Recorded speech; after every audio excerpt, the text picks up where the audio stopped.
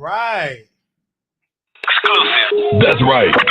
Bringing you the best in politics and celebrity gossip. This is the Wiley Show. Y'all need to listen to that, okay? Don't stop. Keep it going.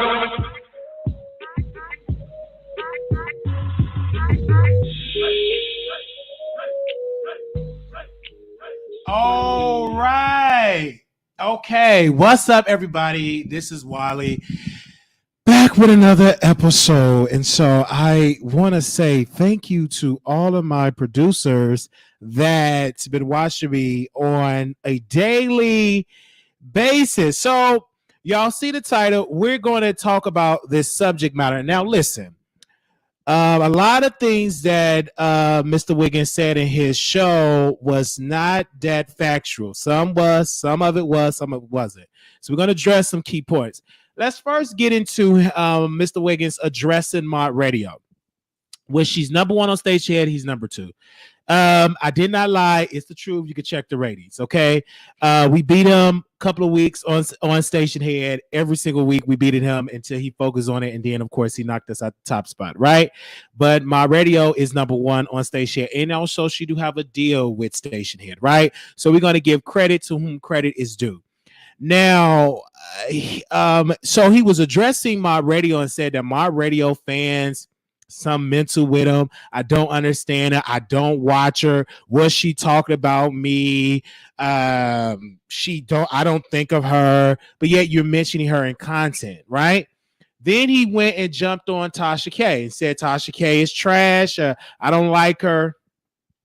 I apologized to her. Then she dragged me. So F her. And then he jumped from Tasha. Then he went to who else? He was Mob, Tasha. Then of course he talked about me. But let me first get into the T.S. Madison piece. He said, well, I apologize for the way I did T.S. Madison. I never want to do that again. And when he said it, I was waiting on him to say, well, I understand what they're going through because I did it to these people. Not innocent. I talked about these people negatively. I dragged T.S. Madison. I said this about her and her mother. I've done those things. So him admitting that, I thought he would say, I understand this goes with the territory. You talked about Maddie because it got you clicks and views. I remember when he said, the reason why I'm talking about T.S. Madison, former manager in T.S. Madison breakup, because it gives me a lot of views. That's why I talk about her. And then I remember when he came on the Wiley Show, he said, of course I will come in your chat, Wiley, when you're talking about Tasha K, because it's good business. It's good business. That's what he said. It's good business, Wiley. Of course I will jump up out of the bushes when you talked about Tasha K, when Tasha K is in your show. It's good business. It's good business when I'm talking about T.S. Madison. You know, Wiley, of course I'm going to talk about her. It's good business. So if it's good business for you, what I'm doing at the Wiley Show, why is this not good business? And the brother kept talking, and people were telling about, but you did the series, you endorsed the series. Oh, I have nothing to do with the series. I have nothing to do with that series. Don't talk about the series. You had nothing to do with it, liar. You had nothing to do with the series. So you didn't put your clips in there. You didn't super chat. You didn't go in the comments. You didn't say, I endorsed the series. Yes, you doing good. You don't remember you saying that? You don't remember you saying that you endorse it? Keep up the good work. But now that you see that legal stuff happen, now you want to distance yourself. What I'm doing is commentary. I'm talking about a subject. I don't base a series, but you and your ally friend did that. Even though you want to distance yourself now, because it's biting you in the butt. So you can no longer say, look at what Wiley's doing to me. Then folks would say, look what you're doing to Wiley. Y'all did a whole 30-part series on Wiley with lies. So you can never say, I'm just this innocent person. I just don't do nothing. Then you say, Wiley don't have no relationships. I have interviewed Neek at Night, Daytime, Tea Time. Tasha K came on the show a couple of times. We worked for weeks. with Storm Monroe. We had celebrities on this show. We had politicians on this show. Relationship. The list goes on and on. I have always interviewed celebrities, have always interviewed public figures. I had Vicky Gotti on my show multiple times. So for you to say that I don't have relationship, my dear brother, that's a lie. I had Mark Brady on my show a couple of times. You know, so for you to say I don't have relationship is not accurate. They're not coming to see me interview a celebrity. They're coming to see Wiley. What do Wiley have to say? This is the Wiley Show. I don't want to be known or who sit beside me. I want you to be known. I want to be known for what I said out of my mouth, right? You literally based the series off one of my jokes of me catfishing people. One of my famous jokes that we will be doing on the stand-up, stage. I'm not just thinking about YouTube. YouTube is an audition. So when I hit that stage and do a tour, I have goals and aspirations. I'm funny, and in some cases, for some people, funny looking. Some people think I'm ugly. Some people say, ooh, that eye does something to my spirit. Just turn off the lights, okay? Listen to the audio. Some people talk about it. They call me ugly. I get it. They call me cockeyed. You even said cockeyed. You said that, Mr. Wiggins. So, and then you got so bold. If he step in my face, I'm going to slap him and knock him out. Who do you think you're talking to, sir?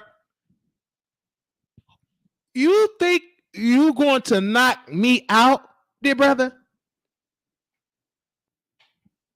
Don't let that liquor get you in something that your butt can't get you out of. That ain't nothing but that Hennessy and that apple juice that you drinking. Sit down. And he said I would do this to him. Bodily harm to him. I never threatened a brother.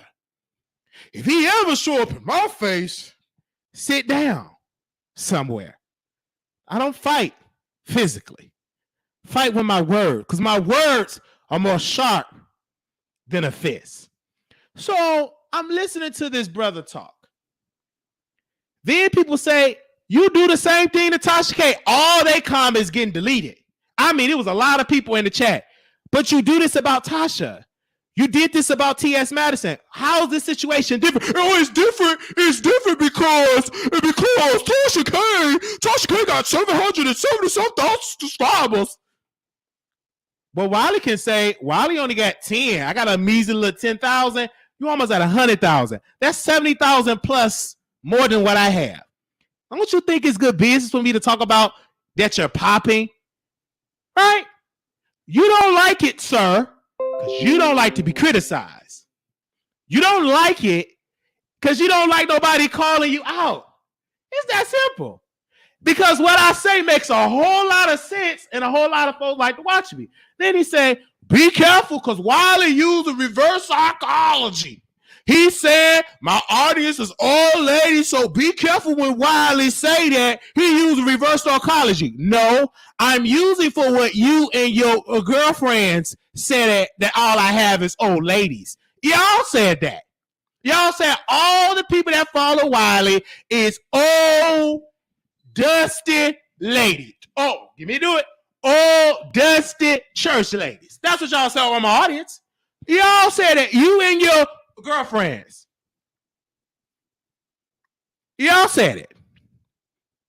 So you can't get mad that it take a whole gang of how you doing and you don't stand a chance with me. Oh, Wiley is this. Oh, Wiley is that. Oh, Wiley is this. Oh, Wiley is that. Oh, Wiley is that.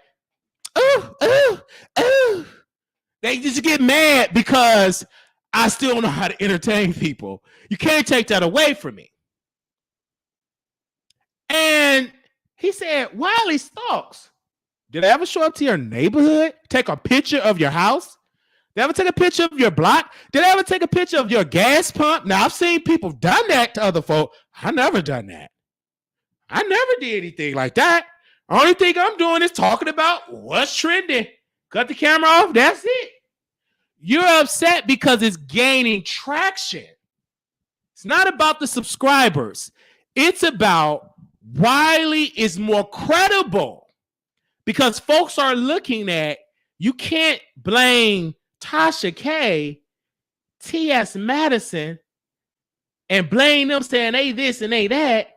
And then you say, Wiley, you don't say nothing about me, but you do it about black women every day. I didn't call OG a monkey. Mr. Wiggins said that. You said these things. That's what you said out of your mouth. You said it. So you can't get upset me doing commentary. Come on. So for you to even call my radio something mentally wrong with her audience, nothing mentally wrong with her audience, is that she showed you that she don't need a Google check. Her audience will fund her.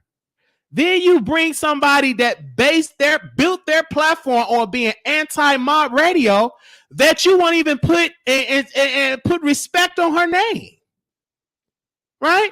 My radio, shout out, she's number one on Station. Got to deal with Station. She works with Riley and she works with On Site. She had broke many stories on the internet. It's not that I'm giving her praise to spite you. I'm giving her praise because that black woman that you diss and didn't put respect on her name, I'm standing up for her and telling people my radio's doing the thing. I was doing that before you fell out with my radio. I didn't get to know my radio from you. Somebody else told me about my radio. Shout out to Taj TV. He told me about my radio because he was at my house. He said, my radio. And I said, I heard about my radio. And I remember we and her got into it about Lil' Kim and Nicki Minaj. I still got the live. It wasn't because you fell out with my radio.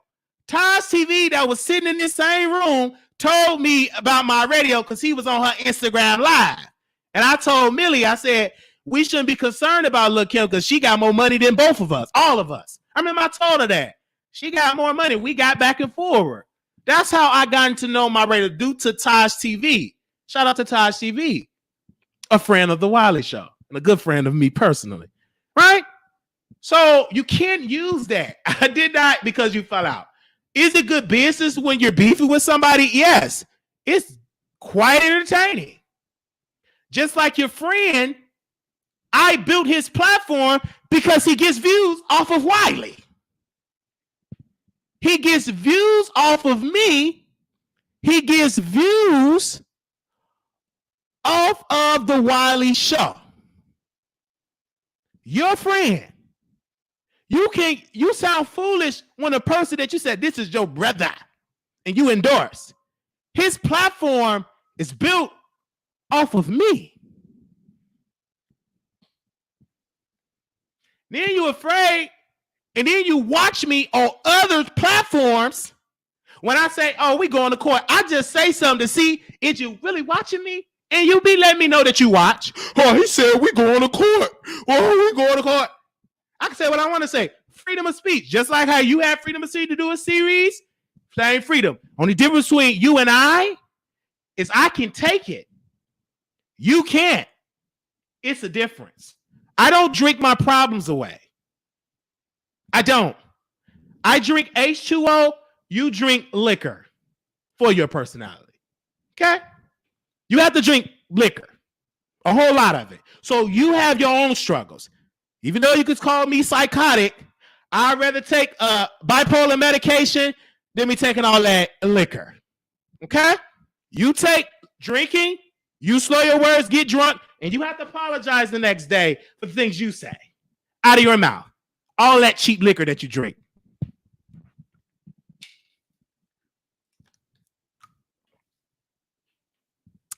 And wow, and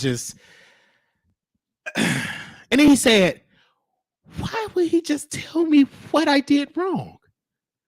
You interviewed my family. You did a series that said I need to be on a list. And then you did an email address and do it with your friend. Then y'all want to do a GoFundMe off of my name. You're not innocent, sir. No matter how you try to paint the picture. Then you drag Kaya, because Kaya flagged your page because you use her content word for word.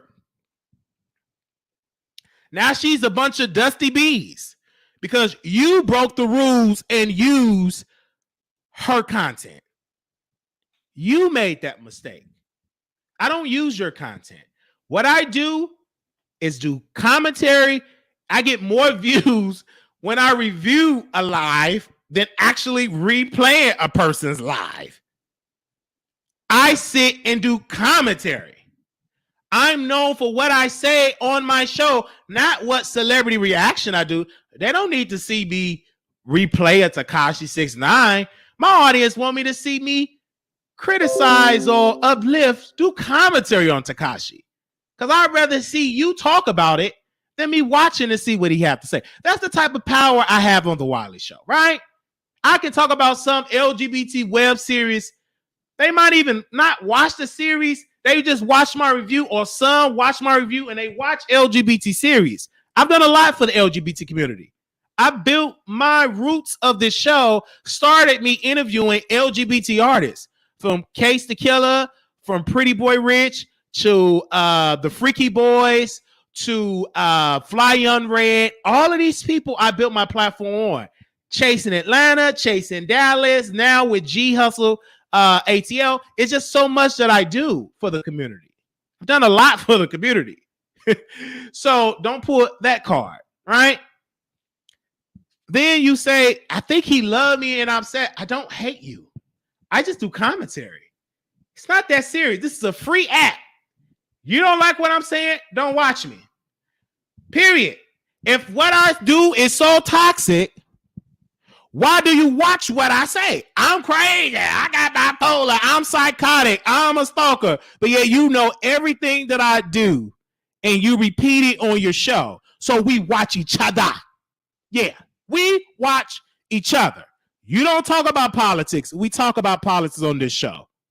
We talk about when transgender sisters getting killed. We featured on the show. I went to Malaysia Book of Homecoming. I covered the story.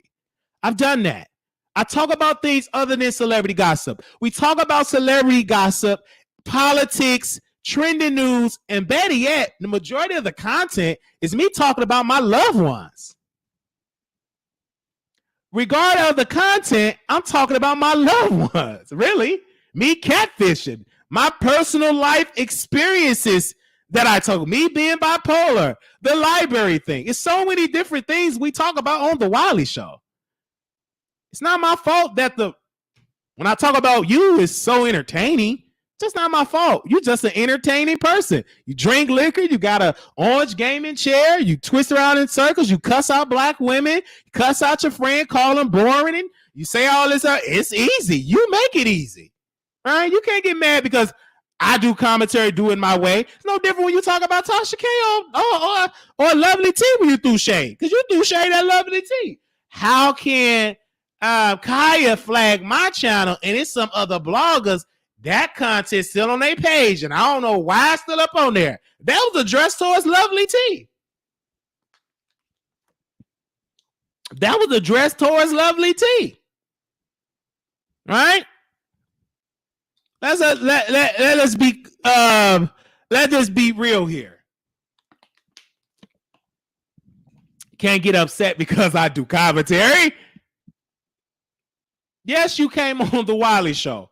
Yes, you came on, but I said, come on camera. You disagreed.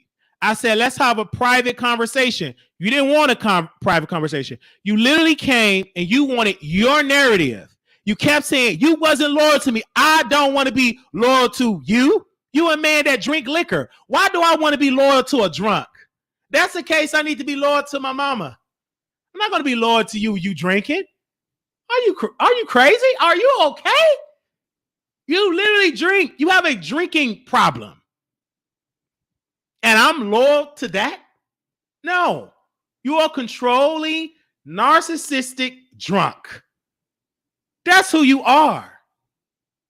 Period. And I'm not going to be loyal to a person that's loyal to that bottle.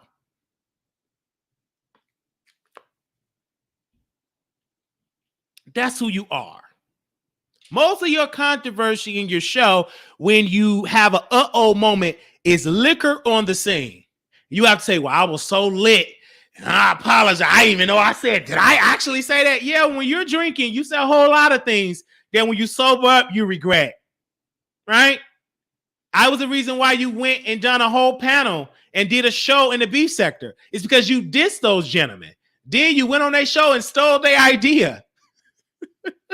You went on their show, stole their idea. They just a doopity-doo dumb. They didn't know what was going on. You stole it, but we called you out and you went over there off the basis of the Wiley Show commentary and Brianna commentary, right? We made you move. You be moving in all different settings to clean up your image. If I'm so done, why you doing all that moving? Why are you doing all that talking about me? Because I know you. It's simple. You have the same problem like you had when you was on Facebook. You take this stuff so personal. This is business. This is content. Move on. Not that serious. You tried to do a serious thing by doing a series. You really thought that was going to deter people from me. You wanted me in jail. You and your friend. Y'all did that. Period. And then stop. You say, Wiley, what can I do? Tell them to delete all them lies of them salacious videos. But you're not going to do it because you said you endorsed it. So why should I stop doing what I'm doing when yet you doing things about me? Right? Where they do that at? You can't, and you kept saying, don't bring up the series. Don't bring it up. Don't bring it up. We're going to bring it up because you're guilty. You are part of it. You put your hands in it. So you can't act like you ain't a part of what's going on over there. You really think I'm dumb, sir? I'm not drinking no liquor. This is, what kind of water is this? This is purified drinking water from We Cold Foods. Right? You done that. And I know what he do. He gets subscribers. He gets subscribers because once I beef with someone, he gets subscribers. Do you not know majority of my subscribers came when I was in the beef sector? Had nothing to do with you. Majority of these subscribers came from me beefing with other YouTubers. And they call it the beef sector. You call it, on last year, you call it the Section A of YouTube. You remember that? You call it the Section A of YouTube. That's what you said. This is a mutual beef. This is not one-sided. It could have only worked if you never endorsed the series, if you never jumped out the bushes, if you never went on the StreamYard, if you never did commentary. You made it mutual, and it's been mutual for a long time. You literally took Ear Hustler podcast that we work with on a weekly basis, took his content, did give him credit to prove a point because I said I was jealous of you, meaning past tense. I did an interview, very transparent, right? And you can't like the fact that it's effective, that I'm not that platform that people ignore. I'm the platform that people come watch. From Daytime Tea Time, we interviewed her. We interviewed Neek at Night, interviewed Tasha K.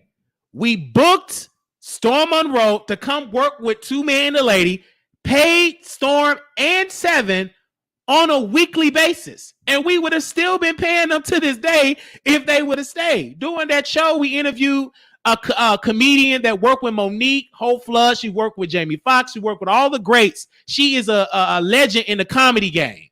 We done all of that. And I was the executive producer of that show. And shout out to TLC for giving us that name. So we have worked with a lot of people. So to say I don't have relationships, that's a lie. Just because you have some blogger that you dissed and dragged and they're super chatting you now, yes, that's you. You got that now. But you dissed Daytime Candace. You dissed her. You dragged her. Now y'all befriended now, but it's quite suspicious that relationship came after Tasha K. Now, I don't like mentioning Daytime Tea Time because I actually love Candace. But I'm mentioning her because it helps me with my argument. It's quite suspicious that you all came friends after you ended your friendship with Tasha. Quite suspicious. That's all I'm going to say. Quite suspicious. A little fishy to me. That's all I'm going to say about that. You decide.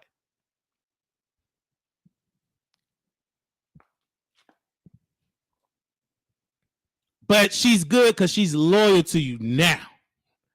Because she's in a relationship. She got to be loyal to you. She got to be loyal. Can't nobody be your friend unless they loyal. Boyfriend, no. You better not try to get on Instagram and be public. If you get a public Instagram, I will dump you. If you get on my YouTube channel and show your face, I will dump you. If you try to get followers, I will dump you. I'm not your man that you take hide in the corner. I'm my own man. I don't treat my relationship like a dog. Stay outside. Don't come in. Don't show your face. I talk a whole lot of mess, and you don't look all that great. Because if you come on camera, they're going to drag you. You're exactly right. So you better stay in that little corner in that dog cage. Chop it up, Libbins. All right. So I had to bring these points up, and period. You said, Wiley, what can I do? Apologize for the lies that you told. Period. A public apology be number one, but you're not going to do that. Period. Tell them how I helped you in the beginnings of your Facebook day. You could do that. Stop the series. But you're not going to do that because you're getting a good kiki out of it. See, you're upset. I ain't upset. I ain't up here drinking out of a red cup. Liquor. Oh, I got to go drive and return from shirt. Last time I checked, you don't supposed to be drinking and driving. Not in this climax. You're supposed to be smoking weed and driving. That's against the law. Supposed to be drinking and driving. Not safe. To be behind the wheel, return all them cheap shirts, and you got all that cheap liquor in your system. That ain't good. Just sober up first before you get in your car. Just saying. We will open up the phone lines if you all want to call in, but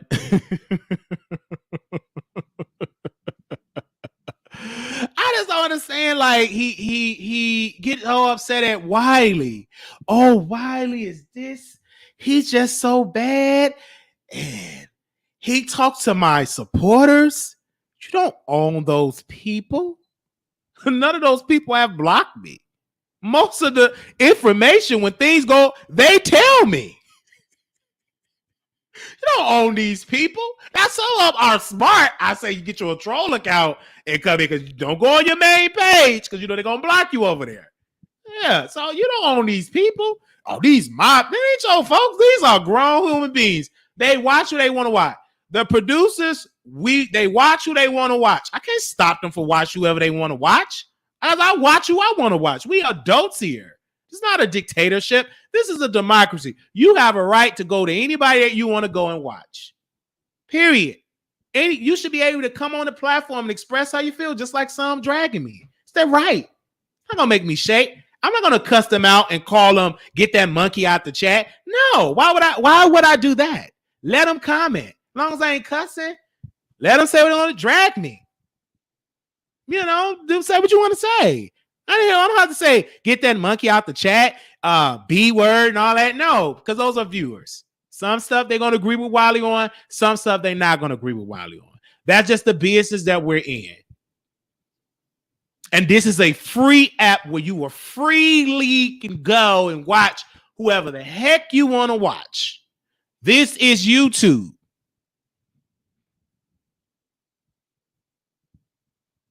Now, I'm just saying, and I've been very consistent of what I said about Mr. Wiggins. Very consistent. I feel as though he's upset that he want me to shut up and kiss his butt. That ain't gonna happen. I don't kiss Tasha butt. I call out daytime, tea time. I call out people who I want to call. I don't kiss people butt like that. Don't. I eat butt when I want to eat butt, but just randomly just kissing. Some days I kiss it, I got bipolar. The next day I could be dragging you. Nick at night can attest to that. So every day, Nick at night, oh, I love her. Then the next day I'll be talking about her crying in the sock. That's just my nature. I don't think it's ever going to change. It's part of my personality. It makes me funny. Period. I keep the same energy. I the one that came up with about the sock gate. Everybody took that joke. It was so effective. So this is what it is. But I never got on this platform called to be told that be this and be that to Neek, and she got disrespected on your platform. And she haven't really been back over there since. A person that's extra feminine with heavy makeup got fired from working with two celebrities, fired from working with two powerful, Remy Ma and Riley, both fired this person. He was so bold enough to call that black woman a B word on Mr. Wiggins' platform. Oh, don't say that. You done already said you did disrespect. And Nick was like, why are you disrespecting me like that? I ain't even coming at you like that. But that's what they do. You don't know. I went on the platform. I was playing chess with them all. Go ahead, right on to drag me. And you know what, sis? You're going to lose the relationship with Wiley. And the relationship was gone. I texted sis last night. I said, sis, how you doing? Let's talk. We're going to talk offline. Because I test people. Next thing you know, when it happened, she went on and dragged me because she said Mr. Richard is the winning team. Go right ahead. Let's see how far you go with Mr. Richard. Then they got fired from Riley and Remy Ma. They both fired him. Two celebrities he got fired from. It's going to be a matter of time before he fire you and say you called him the F word, because that's his little trick of the trade. He call you so many B's and F words so much, but if you call him the 3-letter word, he call you a 4-letter word, but if you call him the 3-letter word, he wants you to be canceled. I work with a lot of people. You don't have to have no subscribers. I go on your show. You will be tested. I want to say, how your spirit? Let me test your attitude. Let me see if you really rock with Wiley or you want to use it. 9 out of 10, I know you want to use it, but I'm gonna make you look dumb. I'm gonna come on your platform. I'm gonna play a little chess with you. You're gonna lose. And then I get a phone call with people. Oh, she dragging you. I said, that's what they do.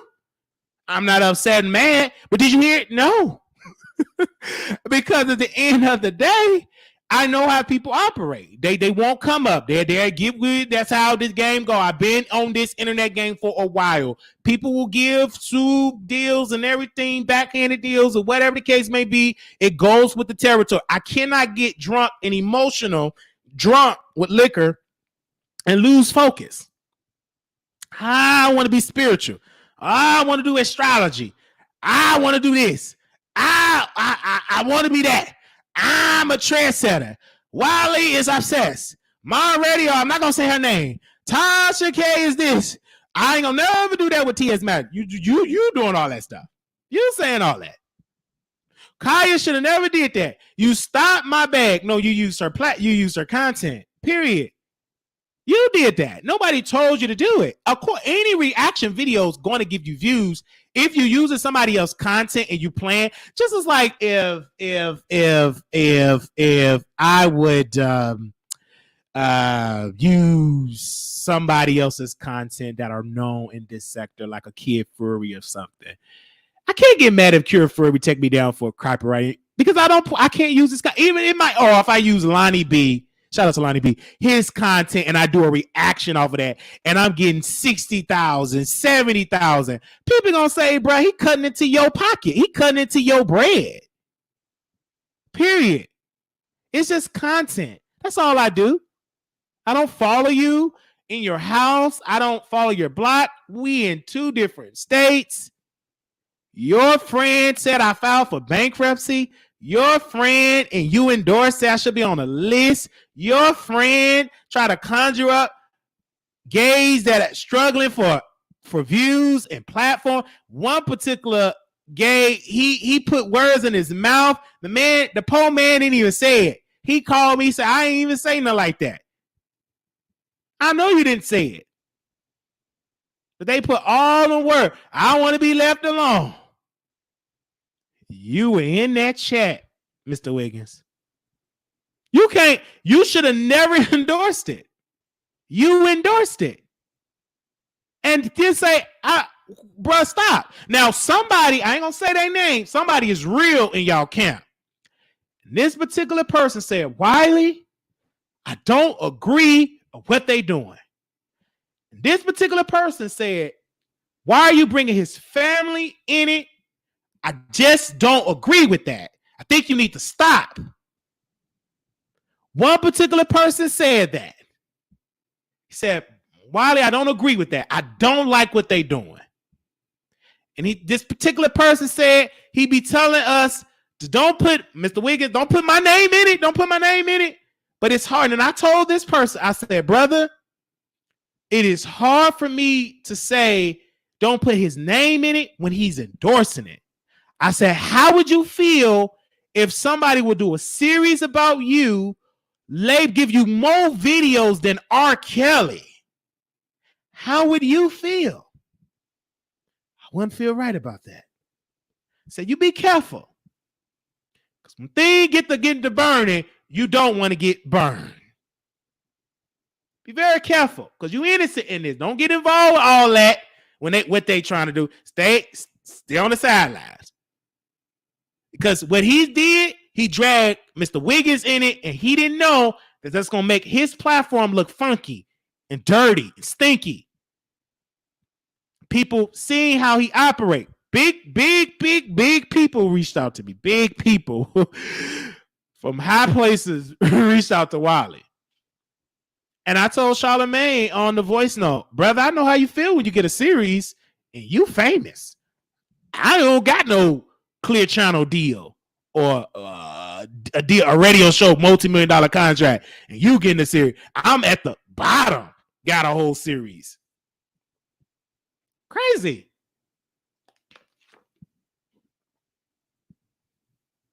Y'all acting like I followed him to IHOP.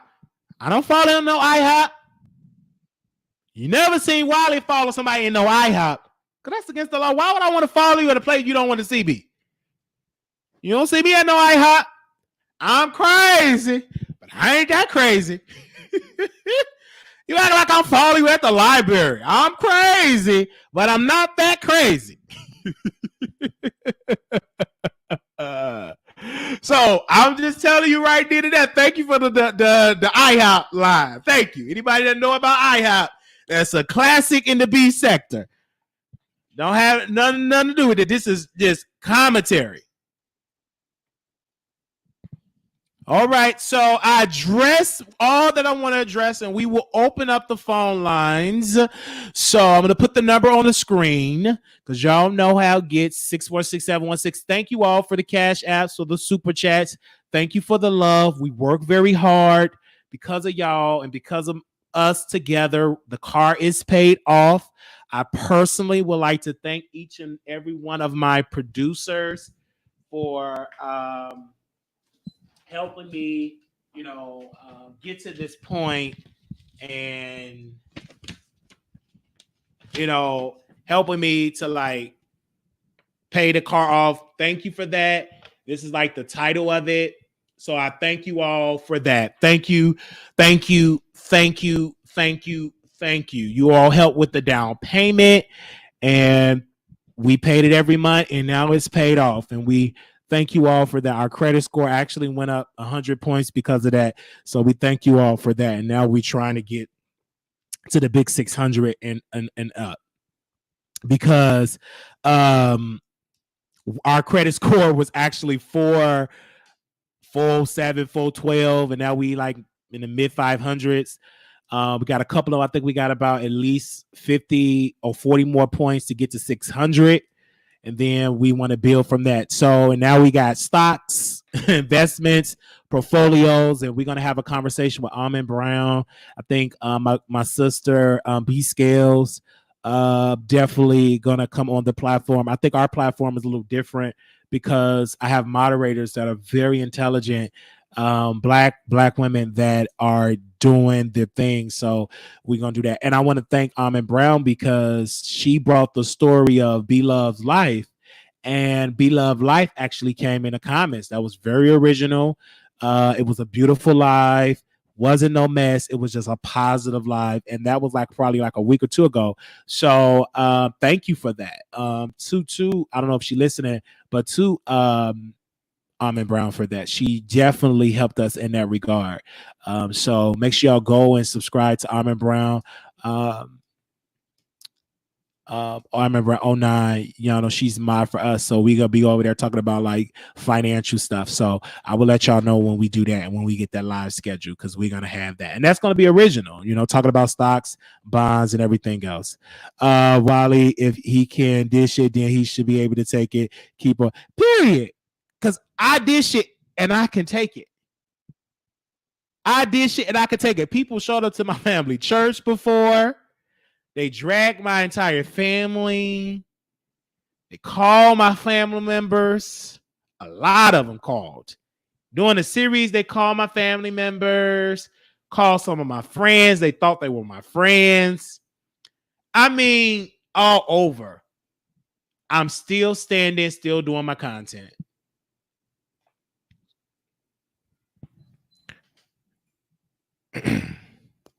So, Tasha K had her issues with Mr. Wiggins, but I can remember when Tasha K came on the Wiley Show when they first broke up. And I will replay, if y'all want me to, replay the interview when Armon Wiggins came on the Wiley Show. I can play like 5 minutes of that if y'all want me to play that. Let's see if we get any calls. We got one caller, so let me see. Because they get bad when I don't have callers. Anonymous, you're live on the air. If you listening, Hey, Wiley. Go ahead. I had to call in on this subject. Go ahead. Well, one thing I do want to say, you already know who's gonna call in before your live ends. So just get prepared for that one. Okay. And and then I someone up in the chat. They said that you asked for Armon to interview your family. First off, he asked for Armon to interview one person. During the interview, Wiley had said, please do not contact my mom. I surely said it. Went behind Wiley back and did it anyway. And then he did another interview with Wiley, I believe your sister or something like that, after you told him not to. And then on top of that, he turned around and posted a bunch of stuff on his Instagram page. Now, I've only been following you for about 5 months now, but I know this because I went back and I watched, so I know where the energy is stemming from. And you even said, oh, you did that? I'm going to come for you every time. So I understand you coming after him. So that was to the chick that had posted that comment, but don't know what she's talking about. Now, the reason why I called in is because he gonna say during his live, because I watched it, he said that thinking about sending his goons to shut down Kaya live. And I got offended because I'm like, first off, if you're not talking about, Tasha K, Kaya, and all that kind of stuff, although he have 80,000 subscribers, he barely get 10,000 watchers. So, do he really think that Kaya people not gonna come after him up in Grove? So, remind you, when Kaya and T.S. Madison was going through that, and T.S. Madison people shut down Kaya page, Kaya people shut down T.S. Madison page. So, I'm like, first off, if you barely get 10,000 watchers, don't go for Kaya like that, because people gonna still search her and look her up. So even if you have a page shut down, she's gonna get them numbers right back. But it's gonna take him longer to even get to 80,000 if he only getting 10,000 views a video. If it's not based off of Tasha K, Kaya, T.S. Madison, right? So I don't think he want to go down that road. Because what you're saying is he have a formula. He talks about Wendy, talks about Tasha, talks about T.S. Madison, Nicki Minaj. So these are the folks that mainly the bulk, and then also Kaya. So he talked about different ones that really give him the bulk of the viewership. And of course, when he got his beginning, he had transgender women outing men for clicking a view, right? So let's not act as though you don't have a formula that you talk about people and that is actually growing your channel, right? It's right. It's a business. Right. You're trending And why it's like it's a problem when Wiley do it. I don't know what it is. It's a problem when Wiley do it, but it's no different when you do it to T.S. Madison. You said that T.S. Madison hired a rapist, put a rapist on a platform. Do y'all remember when he said it? And then he said, well, right. I don't think T.S. Madison ever, I should be dumb to trust you again. You literally he was so mad. He said that she had a rapist on the Queen's Supreme Court. He was talking about Cherry Bomb. It got so bad, Cherry Bomb had to come out and respond to that for what Mr. Wiggins have said. He said right. that about, and then on top of that, he gonna sit up there and call you Dusty, but last time I checked, I don't know if you caught this live. You remember when his computer went down and he had to go live from his phone? I don't know what kind of technology this man has, but his eye is still messed up. So I'm like, hold on. What do he be doing with that computer? Because, you know, doing his lives with the computer, it looked like he had his eyes fixed. But when he was on his phone, that one eye just kept dropping. You know, so I'm like, how you gonna call her Dusty when you're doing all kind of things doing your, you know, before he even started his live, so that way his eye don't be looking all messed up on there. So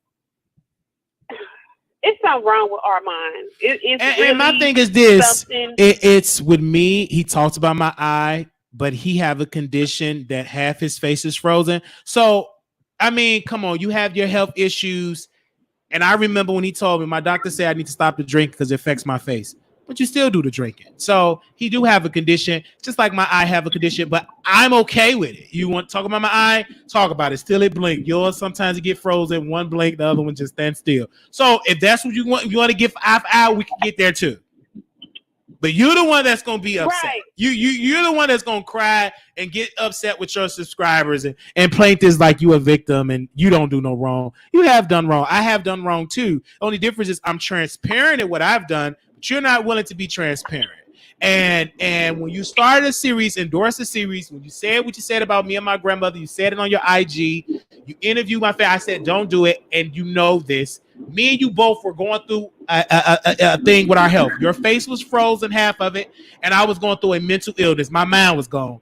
Half your face was gone, frozen, and mentally so I was not there. So we both were struggling in our health during that time. You said it when you were on your friend live doing that series.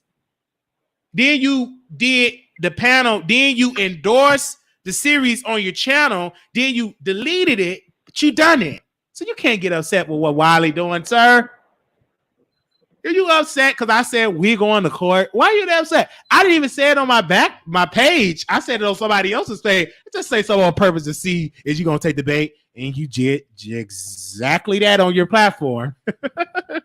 I went on my good girlfriend page that she always does beautiful commentary about Wiley. And she say stuff about Synthetica. It's supposed to be my radio. So they give her a nickname. You ain't popping till you get a nickname. Don't be mad, Millie, they gave you a nickname because they call me cockeye, wild eye, lazy eye, homophobic gay, crazy man, bipolar, maniac, predator. There's just so many different names. Had your wives, had your grannies, had them library books. It's just so many names that they give you and you can't stop it. So they think they're doing something when they call her Synthetica. I mean, come on now. But when you're popping, they always will give you nicknames. That's when you know you're really popping, when you get nicknames. They talk about Lil' Kim. They call her all type of stuff. So. Go ahead, sister. And then another thing that he said up in that live that really made me side-eye him more is because he gonna sit up. He couldn't even get it out proper. Well, he couldn't even get it out without stuttering. He gonna sit up there and say, I don't do this for money. Lying.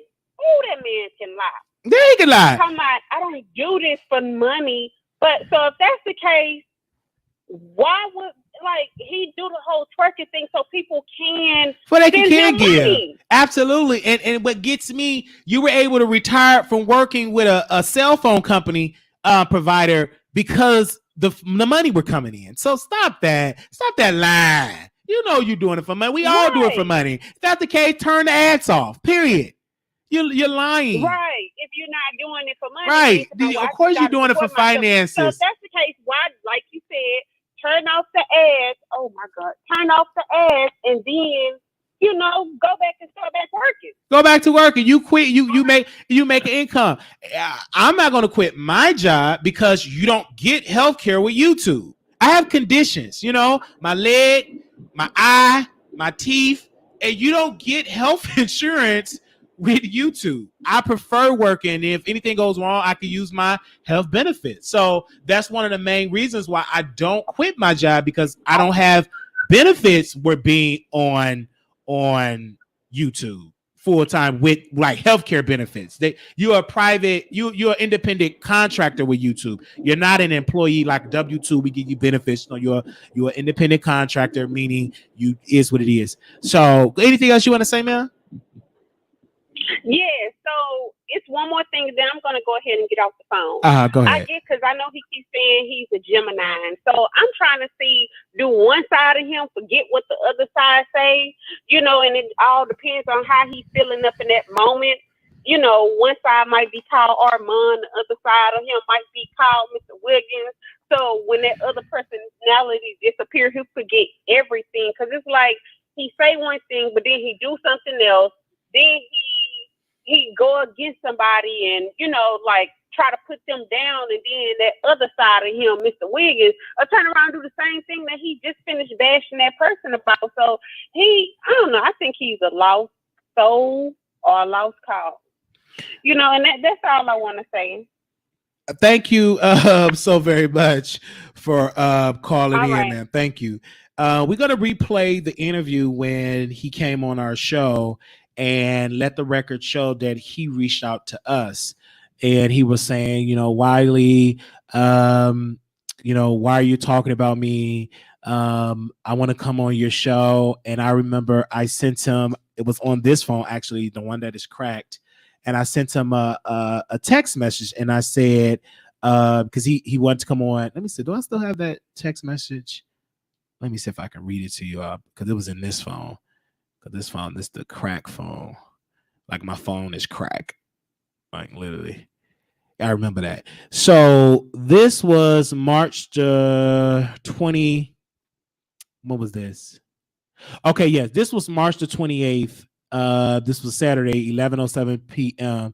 Amon said, hey, I'm not sure why I'm always mentioned during your lives stream. I don't have a problem with you. Whenever you're live, I'll call in and let you know what it is. Whenever you're live, I'll call in and let you know what it is.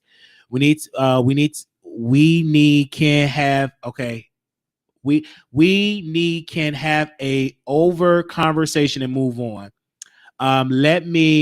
We need to have an overdue, because he made the correction, overdue conversation and move on. Let me know when you plan on going live, because we are in different time zones.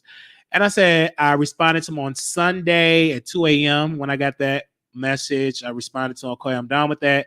4 p.m. Central Standard Time.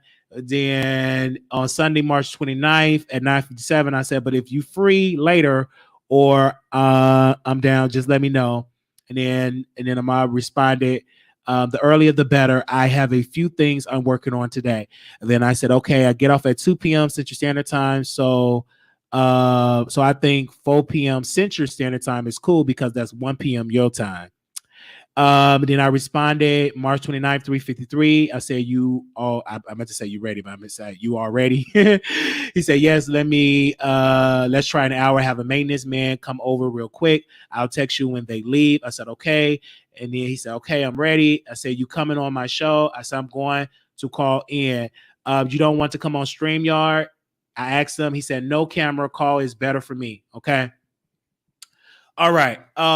So I'm going to play that interview for you all that did not get a chance to hear it, right? We're going to play it. And why did somebody send me a picture of Armon Wiggins? I'm not going to repost this picture, but somebody just put it and said, did you see how sweaty his armpits were? Why do y'all send me this stuff? Oh my God. So somebody sent me a picture of Bob Wiggins when he had held his arms up and his sweaty armpits. But of course it's gonna get sweaty when you drinking all the liquor. It's gonna have you sweat in that basement. That's just real. When you drink all that liquor, you will have a lot of sweat stains on them shirts. I'm gonna just tell you that right then and there. Anytime you drink liquor, it does, especially in the summertime in California heat in a basement. In a leaky basement, baby, it's gonna smell like must, piss, and a whole lot of sweat. I'm gonna just tell you that right then and there. See what I tell you? Like people be sending me DMs and stuff. Like, why y'all just send me that? It's quite funny though. I wasn't even paying attention of to look at his armpits was sweaty. Oh, okay. Y'all entertained by it, to be honest. Let me screen share this. Give me a second. Let me screen share this. I remember this day. Had on my Dallas shirt. Give me a second. And if you all want to watch that video, y'all can definitely watch it. They said call in. No, he's not gonna call in. He's not gonna call in. All right, let me go right here. Don't see Busty armpit. Y'all is so funny. All right.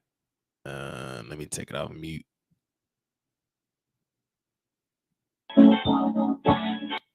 On my Twitter and all on my feeds. Give me a quick second. We're streaming on Facebook. We also streaming on YouTube because a lot of folks ain't getting their notifications. Okay. Folks ain't getting their notifications, but we're real cool with it. So we're gonna have a conversation. So let everybody know. Lipstick Alley, you all posted on doing your live streams. I don't have a problem with you. Whenever you're live, I'll call and I'll let you know what it is. So I didn't know at that time that he put that on there. Then when I checked my phone, he left me a text message to come on the show because I haven't changed my number. So I'm like, okay. He said he would love to come on the show. I asked him would he love to come on camera. He said no. He would rather do the phone, and I'm cool with it. Just whatever it is that we can have a conversation and stuff like that, because I think it's a conversation that definitely need to be had. I think for both parties, even for me, because I've been very consistent of my grievances concerning Mr. Wiggins and concerning his style, concerning him. So I definitely want to hear what he have to say. And I want to say this to my audience that's watching this. I'm not looking for a moment of us being back friends and buddies. Like, no, I just want a conversation that's it. Okay. So I went and got me something because we had a lot of problems in our relationship, and it was public, and it mostly concerning my family issues. And I was literally upset about the interview because of allegations that was made, and clearly that never got cleared up, and that happened on your platform. And so it always reiterated from that because other bloggers, picked it up, and I don't even have access to the interview to use to literally clear my name, and other bloggers have it. And hell, I was on the interview, and it was my loved ones actually on the interview.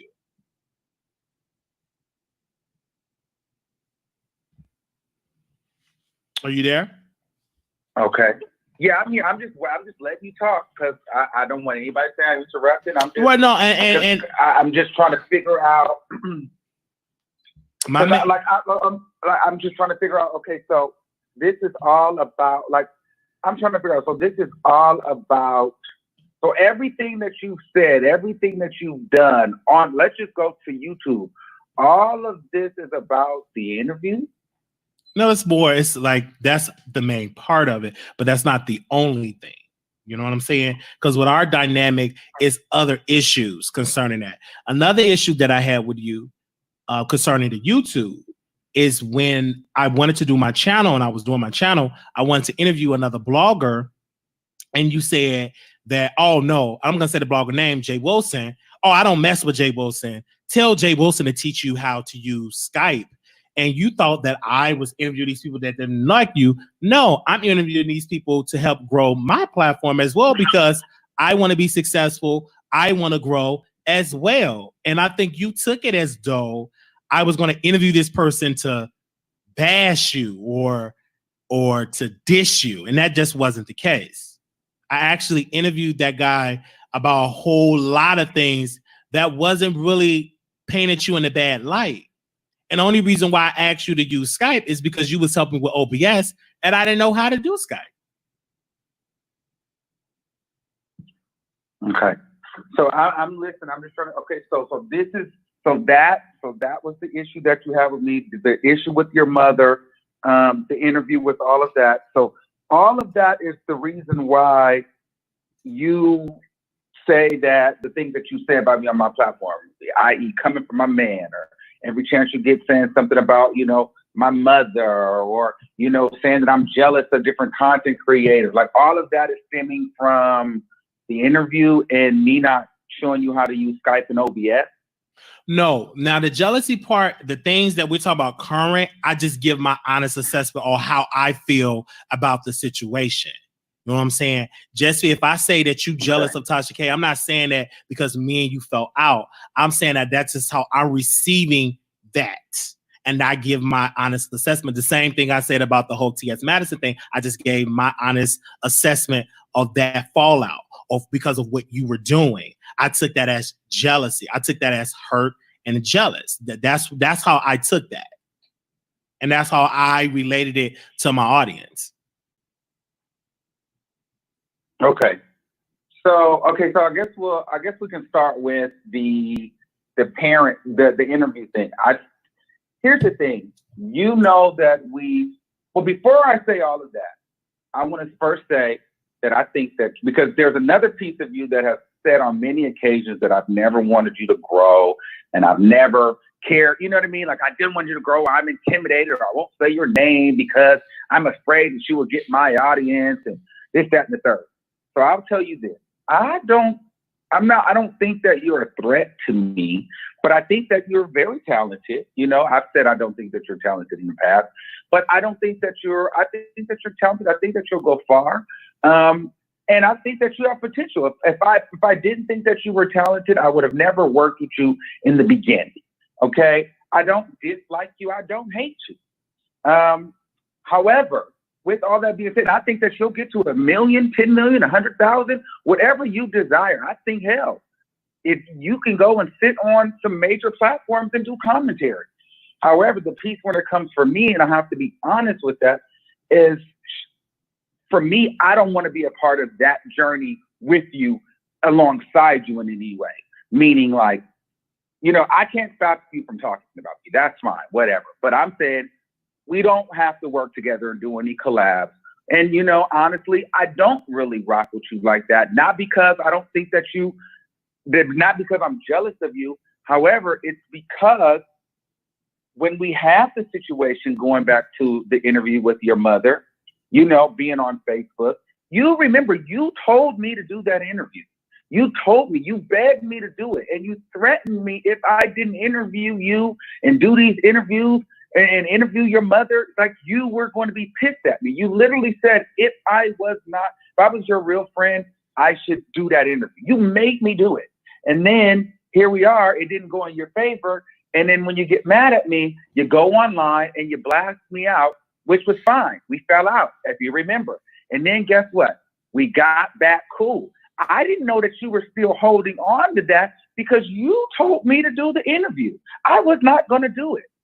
And see, and I also feel like there's a little bit of like ungratefulness there because it's shout out to your cousin, respect him, whatever he's done for you. But it's a little bit of a slap in the face when you would now come to YouTube and when you talk about these things, when I was the one building you and not like you couldn't build yourself, but me and you would talk on the phone many times and we would pour into each other. We would come up with ideas. I knew nothing about a tank. Then all of a sudden you're saying that he said these nasty things about me and this, that, and the third. So to me, that was all news to me when we found out. So I'm like, oh, okay. So boom. But however, we're cool. We cool. And I specifically tell you, I said, listen, because we had fallen out on before and then you took everything to social media. And I said, okay, well, if we do this route again, Wiley, we do this again, we on YouTube. If we fall out, please do not take it to social media. You did that again. on YouTube. And now you know now, and just like I know now, YouTube is a whole different game from Facebook. There's a lot more to lose. There's businesses, there's brands, there's a lot of money involved. This is everything that you and I and everybody else that's doing this, we kind of dreamed of. So I'm at a place right now, while I don't hate Wiley, I don't hate the Wiley Show, I'm just not willing to take that risk of being personally associated with you, because you said it yourself that you will do anything for a click and a view. You don't have loyalty to anybody. For me, that's not a bad thing if that's what you want to do. It's nothing wrong with how you get it. Like, I'm supporting you from the side. However, I cannot rock with you like that because, bitch, that's just not how I roll. You know what I'm saying? And I can't be in a situation, and I don't want to be in a situation where, I'm talking to you or we're working together behind the scenes or we're doing whatever we're doing. We're doing collabs, and then one day you get mad at me and then you're online, quote unquote, exposing me. And now you have a little bit of credibility because people known us to work together. It's like, at this stage of the game, I can't take those kind of risks anymore. Does it bother me? Like, damn, I really thought we was going to be cool.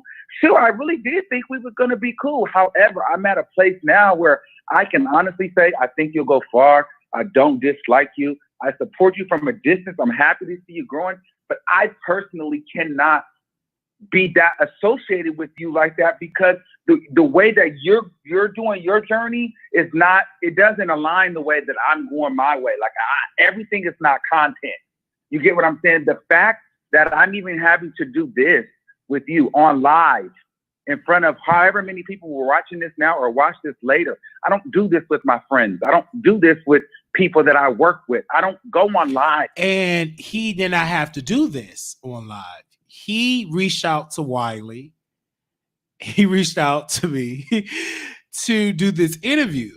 We could have had a private conversation on StreamYard where I could see his facial expression, where he could see my facial expression. He declined the StreamYard. He wanted to do the conversation. It did not go in his narrative. I'm going to continue to play it and listen to it. You're going to hear some things, and we got a lot of stuff to talk about. So this might be a 2-hour live, right? We're going to have a conversation. Now, I know it's some people in here that throw shade in the other chat. You a subscriber, you do your job. I love you. I have no hatred towards you. Because the reason why I have everybody asks, well, how do you have this skin? I'm from the beef sector. If you don't know what the beef sector is, go to my Patreon. We'll break it down to you.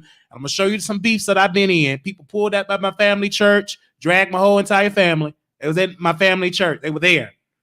So I know how a beef can get off of YouTube. I experienced it on YouTube. One of my mods went to IHOP to meet a lady, and the lady hit her in the head. It was a big court battle. So that's all from the beef sector. The reason why my skin is so thick is because I came from a sector that did a whole lot of things. That did a whole lot of things in the beef sector. So that's why my skin is thick, because I got my training from that sector. And if you make it in the beef sector, oh, baby, you can make it in any sector. Because that's a rough sector. If you timid, if you emotional, don't go to that beef sector. Don't go to that, quote unquote, what they call the Section A sector. Because that sector don't play. His friend tried to go to the beef sector, and they were ready to dox his friend. This is Mr. Wiggins' friend. One of them people said, give me his address. I said, stand down, leave him alone. Just to leave him alone. He don't know. He forgive him for he don't know what he do. He don't know how y'all operate down here in this beef sector. He don't understand. Because he did the series, and he thought that they were going to endorse it, and they all said it was trash, and he called them boring. Everybody in that beef sector. They embraced Wiley and called Mr. Wiggins' friend boring. They say he's boring. He ain't got it. So yeah. So let's continue to play Mr. Wiggins when he came on the platform. And just hash out our issues. This is not what I would be doing with a person that I love, that I fuck with. You know what I'm saying? So that's where I'm at with it. That's where I'm at with it. And it's no shade to you. It's just what it is. But this is the thing, though. How I took it is I never wanted that again. What I wanted is clarification and some type of dialogue concerning the matter. And when I would do things on my channel and you would go on there and you would say a cockeyed blogger, I think that's very disrespectful because I have always put respect on your name. Even if I'm saying that you're jealous of Tasha K, I will always say the Wiggins Show and give credit where credit is due. And for you to say that and degrade me in that manner and without putting respect on my name, I think that was wrong. And I felt a type of way concerning it. I'm like, wow, like, why is he doing this? And we do have a history. And that's where I know we would never, and I won't even say we would never get to that point because I don't know how the universe works, because let the record show that me and you never met in person. Me and you never, ever were in the same room together. We have all the relationship that we had have always been social media. So I don't know. This is nothing new for us to do this because we have done this before. So we have met each other through social media. I didn't meet you in person. We never met in person. So it wasn't that type of dynamic. Mainly what the friendship was us doing YouTube. I would go on your Facebook show and you would come on my Blog Talk Radio show. And that's just what it was. But I thought we were friends. But in an instance, I know that you did not know much about mental illness. You was not that educated in that department. Because at one point I was like, how he not see this? But now that I'm with the knowledge and understanding that I have now, a lot of people don't understand bipolar. A lot of people don't understand people that have a mental breakdown. A lot of people don't. And you just did not understand that. And for that, I don't fault you for that. What you saw, you didn't meet me in person. You thought that I was on drugs. You thought that I was on this because you did not never met me in person. So you really did not know. And I was holding that against you. And that's not your fault. That's my fault to even put that on you when you didn't even know me in person. And yes, I was first like, because I meant, go ahead. No, go ahead. No, I'm gonna let you go ahead. Go ahead. I was going to say, I actually meant to add that in my beginning statement too. Listen, you're right. I probably calling you cockeyed is rude. So I apologize for calling you cockeyed. It was what it was. It was the beef. We were throwing shade. Because it is what it is. I don't need to pick on you to big myself up in that scenario. So I'm good with that. You know what I'm saying? However, when it comes down to, let's be clear. I'm apologizing for, calling you cockeyed and things like that. You apologize, but you still do it. So that will let you know that this is a mutual thing. You just call me a cockeyed person. Just get it. You say what you want to say, right? You just said it today. This 2 weeks, months ago. So it's mutual. So don't say you apologize, you changed. No, you didn't. You still keep the same energy. So we're going to keep the same energy. Energy, recognize energy. Ooh, this is a reaction video. Like that in the time of shade and reading and things like that. Because I really want you to take away from this. I don't care if you drag me after this. I don't care what the subscribers say. I don't care if we don't ever, any of that. This is not about you just try to stop talking about me. This is I just want you to put context to your commentary. So Armon does not hate me, but deep down why we are not cool. Because we had every ability to be good friends, best friends, all of that. However, it stopped. Now you're saying there was a mental illness and I didn't understand that. All right. I probably didn't understand that too. And I want to pause. See, I give credit to my dear friend, Fat Belly Fella. He been knowing me for years. We used to work together. We've been in the same clubs, house parties. He came to my house, went to his house. Me and him fell out. Me and Fat Belly Fella. This when I was mentally, manically ill. It was so bad. It was terrible. It was I remember I was on a Greyhound. I was manic as ever. And I didn't understand. I felt weird. I was cussing them out. I was saying all this evil stuff. And I literally, and I know what it was. I was extremely manic. I wasn't diagnosed then, but now I know what it was. And so when I went to the hospital and got cleaned up and blah, blah, blah, me and him, he understood what I was going through. But yeah, me and him fell out, and it was bad. I was saying some hurtful stuff, and I don't know where it was coming from. So, so when I got diagnosed with bipolar, when I got diagnosed with it, I understand a lot of relationships that I destroyed because I'm a different type of Wiley. I'm not the same Wiley that I was because I was very manic. So if I was the same Wiley with that series, oh my God, can't even tell you what the stuff will be coming out of my stuff, the stuff that I'll be doing, and the stuff that'll be coming out of my mouth. So when me and Fat Belly Fella fell out, it was bad, but he understands why, because he said, I knew you wasn't well. But me and Mr. Wiggins, we never met. We only known each other off the internet. Now, Mr. Wiggins, when I was mentally in Chicago, because it's been a long time since I've been ill. But when I was manic with me falling on my family, I remember calling Mr. Wiggins. And he remembered I didn't sound the same. He thought I was on drugs. It was terrible. It was a terrible situation. You clearly see that I was not there mentally. So, and he didn't grasp that, And so that was a big part of our falling out. That was a big part of it. And the reason why I mentioned, because I know now what was the problem of it. So let me continue to play the video. And we're going to get into this. Capacity, but you did call me when you were in, the facilities, and I would talk to you and we would do those things, whatever. But okay, let's move on. During that time, you had mental illness. Boom. Right? So that's the time. And I called him when I was in a mental hospital multiple times. And he shared some things to me, personal stuff.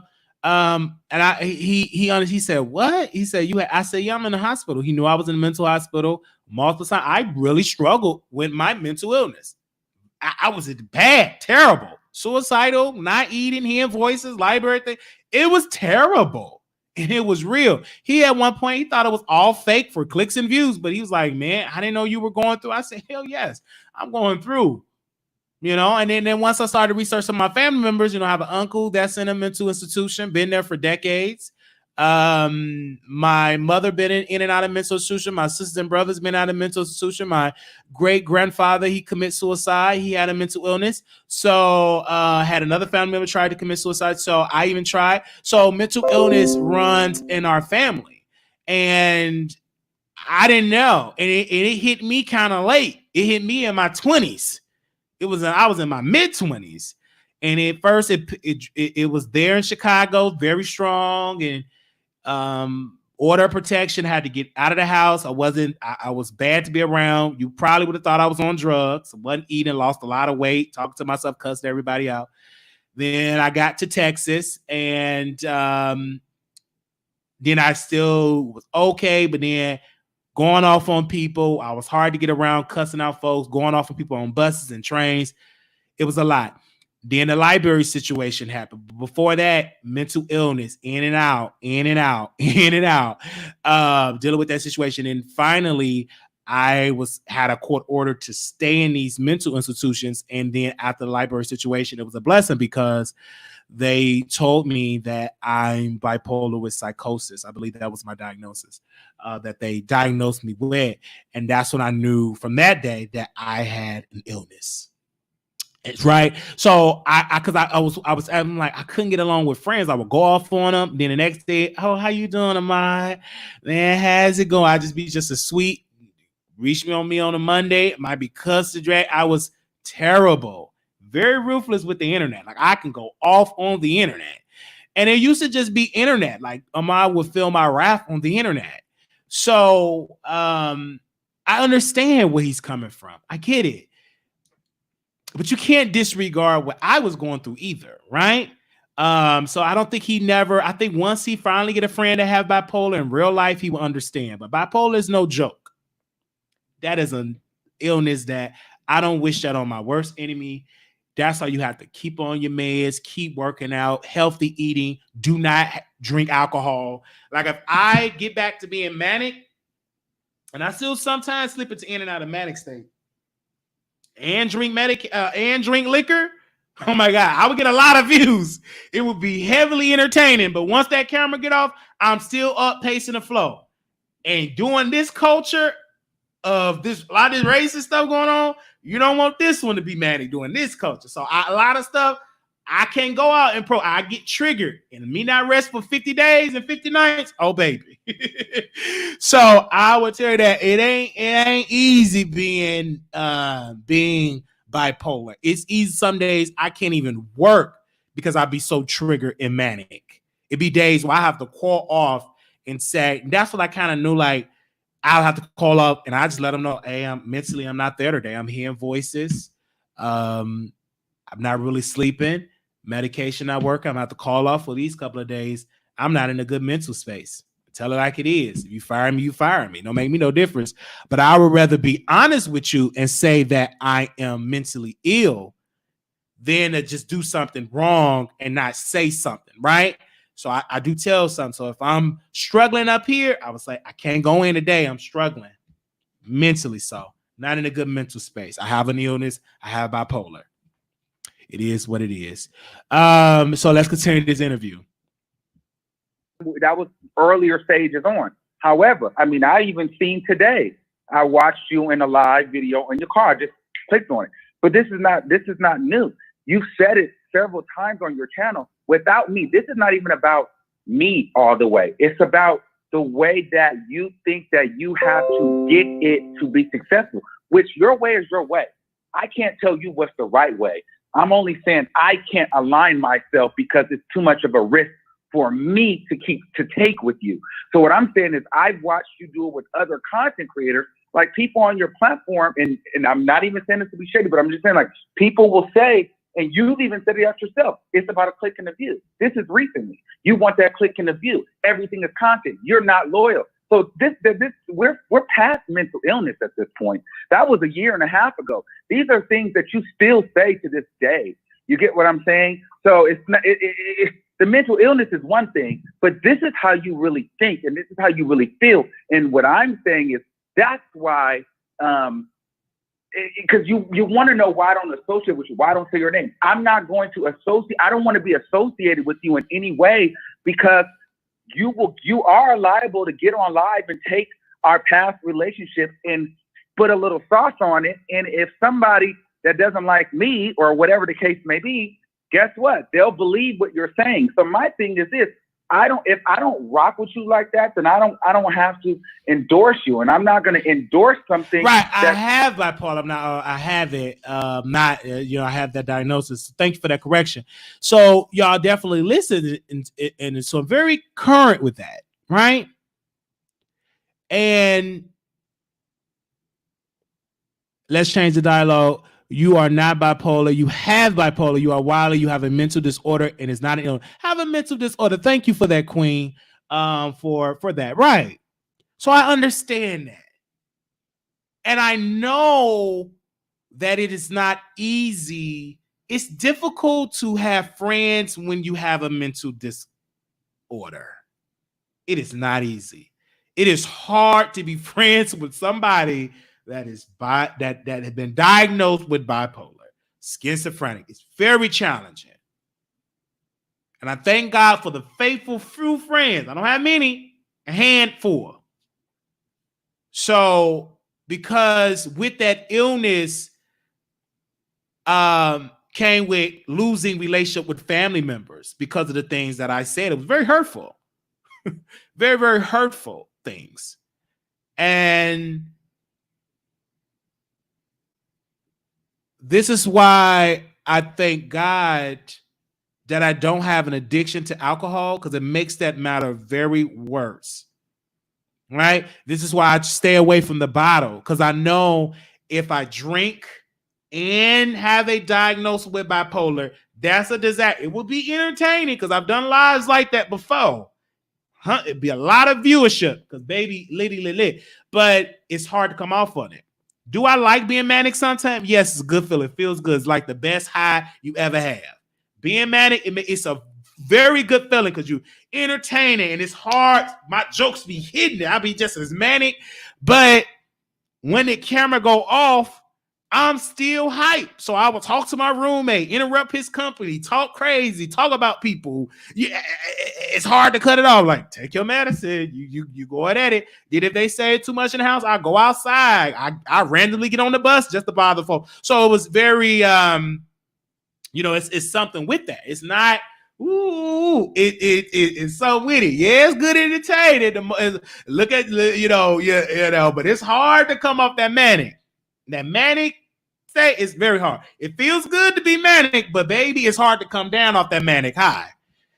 And you would think, some people would think, oh, you on drugs? I'm not on crack. I'm not on drugs. Is that, and I knew I was because I was telling the doctor that everybody think I'm on drugs. He said, well, sir, you have the same attributes and characteristics as a drug addict when you're manic. You really can't really tell the difference. They will think, even the police would think that you would be on drugs. Like when I went to the hospital, when the police officer tased me, they gave me a drug test and they wanted to see, was it cocaine? Was it pills? Was it PCP? Whatever. It was clean. It was none of that. They kept asking me, do you drink? I said, no. Have you eaten? No. And then that's when they noticed and they started acting. They said, oh, you have bipolar. Oh, with psychosis. That's you're diagnosed with that. I know what a bipolar. I'm like, what is that? I ain't crazy. I was in so much denial with the people. I can't even repeat what I said to the doctor. Just know this. Whatever that manic person is, he pro-black. Whatever that manic personality is, he extremely pro-black. Because that manic version of Wiley did not want nobody Caucasian in the room. They had to get black doctors, black nurses, black staff, black security. If I see anything white, I snapped. I snapped.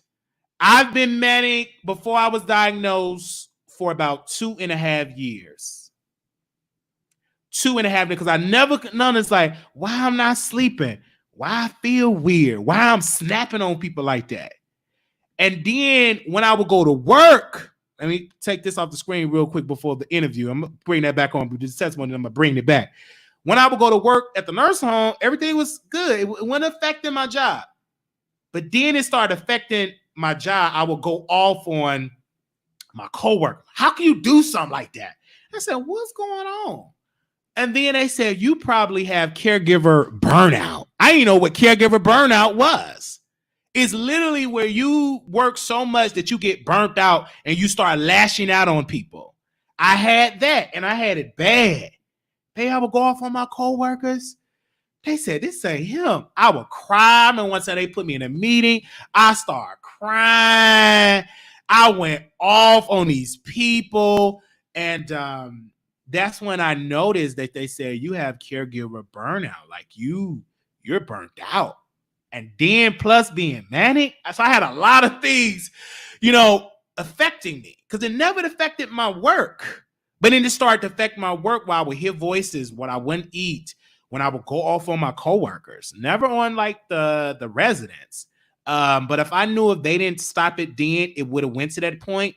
So eventually someone said, baby, you need to take some days off. You burnt out. And then that's when I noticed, and I noticed that I needed some help. So I quit. The next thing you know, I wasn't eating, hearing voices, blah, blah, blah. Then the library situation, that eventually came up. But it's like a whole history with that. And we're trying our best. I'm going to say that again. We're trying our best to get the 911 tapes, the body cam tapes. I want it all.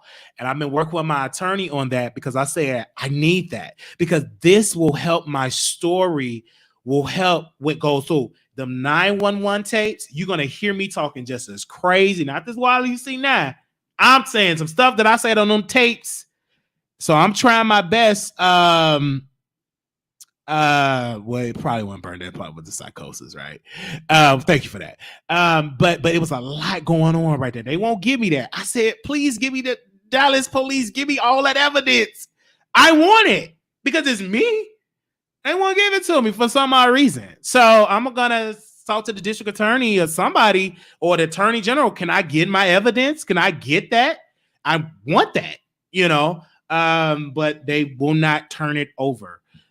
So for some odd reason, But yeah, I do want that because it was like a history that it will help me with the storytelling, especially like for the documentary. That's like a big piece of it. Let me finish playing this interview. All right, where we at? Somebody will literally go and spin a narrative. Like I've literally watched you spin narratives on me, and I'm like, he knows this is not even true, but you're mad at me, so I get it. But I'm just saying, and it's like and to address another thing, like as far as people like that mess with you, and I won't associate with them. You're 100% right. And you ain't never lied. If it's a moderator, if it's somebody that come on your channel, because typically, I'm gonna be honest with you. People that know me or that rock with me or moderate for me or whatever the case may be, they've seen a video that you've made about me, typically, and they've asked me what's going on, and they know the relationship and they know. But it's like the minute that they get upset or they feel some type of way, then they go and immediately go over to start fucking with you to throw spite at me. Again, those are people that I cannot fuck with on the up. Like anybody that's willing to go, because to me, that means that they think the way that you think. And we've already established that I don't agree with that thought process. So anybody that's willing to go sit with you and be in that energy, I don't want to be in that because. Right. And what he's talking about, a little history on that, he told all of his followers and supporters, especially moderators, if you donate, if you cash out, if you super chat Wiley, you'll no longer work with me. Right. So he did say that to his people. So one of his supporters, financial givers, came over to the Wiley Show and he didn't like it. And he cussed the man out and they dissed him. He didn't like it. So that was his point. But my motto is you go where you want to go, baby. You're free to do so. I think the way how he handled it was wrong. And his approach was wrong, and people would tell me things like for months that people were afraid, to come in. They would send me emails and say, "Hey, I'm not allowed to come in your chat because Ahmad Wiggins will block me." And I said, "Well, the best thing for you to do is watch in the bushes or create another account." So we have some folks that do have other accounts that still work over there because I said, in order for you to keep peace over there, it's best to have another account. And I learned that from VS from the B sector. Because if they see you and your name in a chat, you're going to get dragged over there and it just be unnecessary. So just get another account where you could just have fun over here. Use your main account. When you go over there, I'll be right over there with you in my troll account. So that's just how you do it. You keep peace.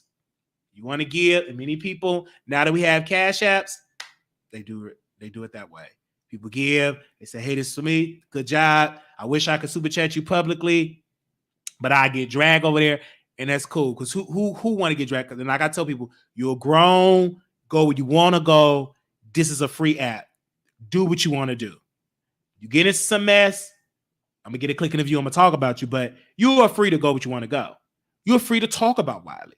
But my motto is, if it comes to my desk,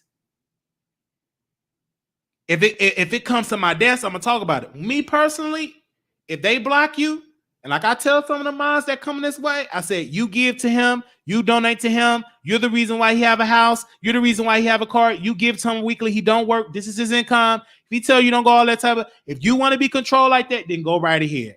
Over here at the Wiley Show, do what you want to do. You are welcome. I'm not gonna block you. But let me tell you, they're going to tell them over there that you part of the oppity ops and you will be removed. You're probably going to be called a dusty bee, a monkey bee, so many bees they're going to call you, right? They're going to call you that. But let me tell you that before you do it. So one person did it. Then she went back over to the Ahmad Wiggins. They dogged that woman out. They dogged her out. And she said, "Wiley, you were exactly right." I said, "Yeah, that's what they're going to do to you." So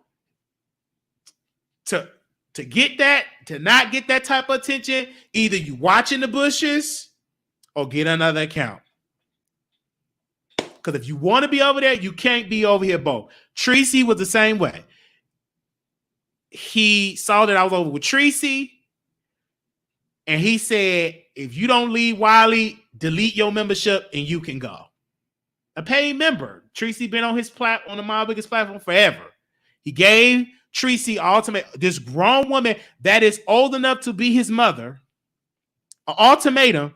You rock with me, you walk with Wiley, you can't do it. Not knowing that I had a longer history with Tracy because we go in the beef sector, we've been beef forever. So she known me way better relationship. But she was a member over there. They called him the M word, the B word. They disrespect that black woman, all because she was a supporter of the Wiley Show. Whew. And I said, you want to deal with that type of verbal harassment and abuse? Go right ahead. But you giving money. And Tracy was a faithful member, right? If you faithful, do what you want to do, keep giving. Like people be called, you need to cut all these people. Why cut people loose that's paying? Keep giving. What be messy? Keep the checks coming in. Some folk don't mind to being messy. You give, shoot, at least you give. Good money. Want to be messy, but give. So she was a faithful member over there. Her color was, because it get green, blue, orange. Like the longer you a member, you get a different type of color. So she been on there for a long time. And I didn't like the way how they addressed her.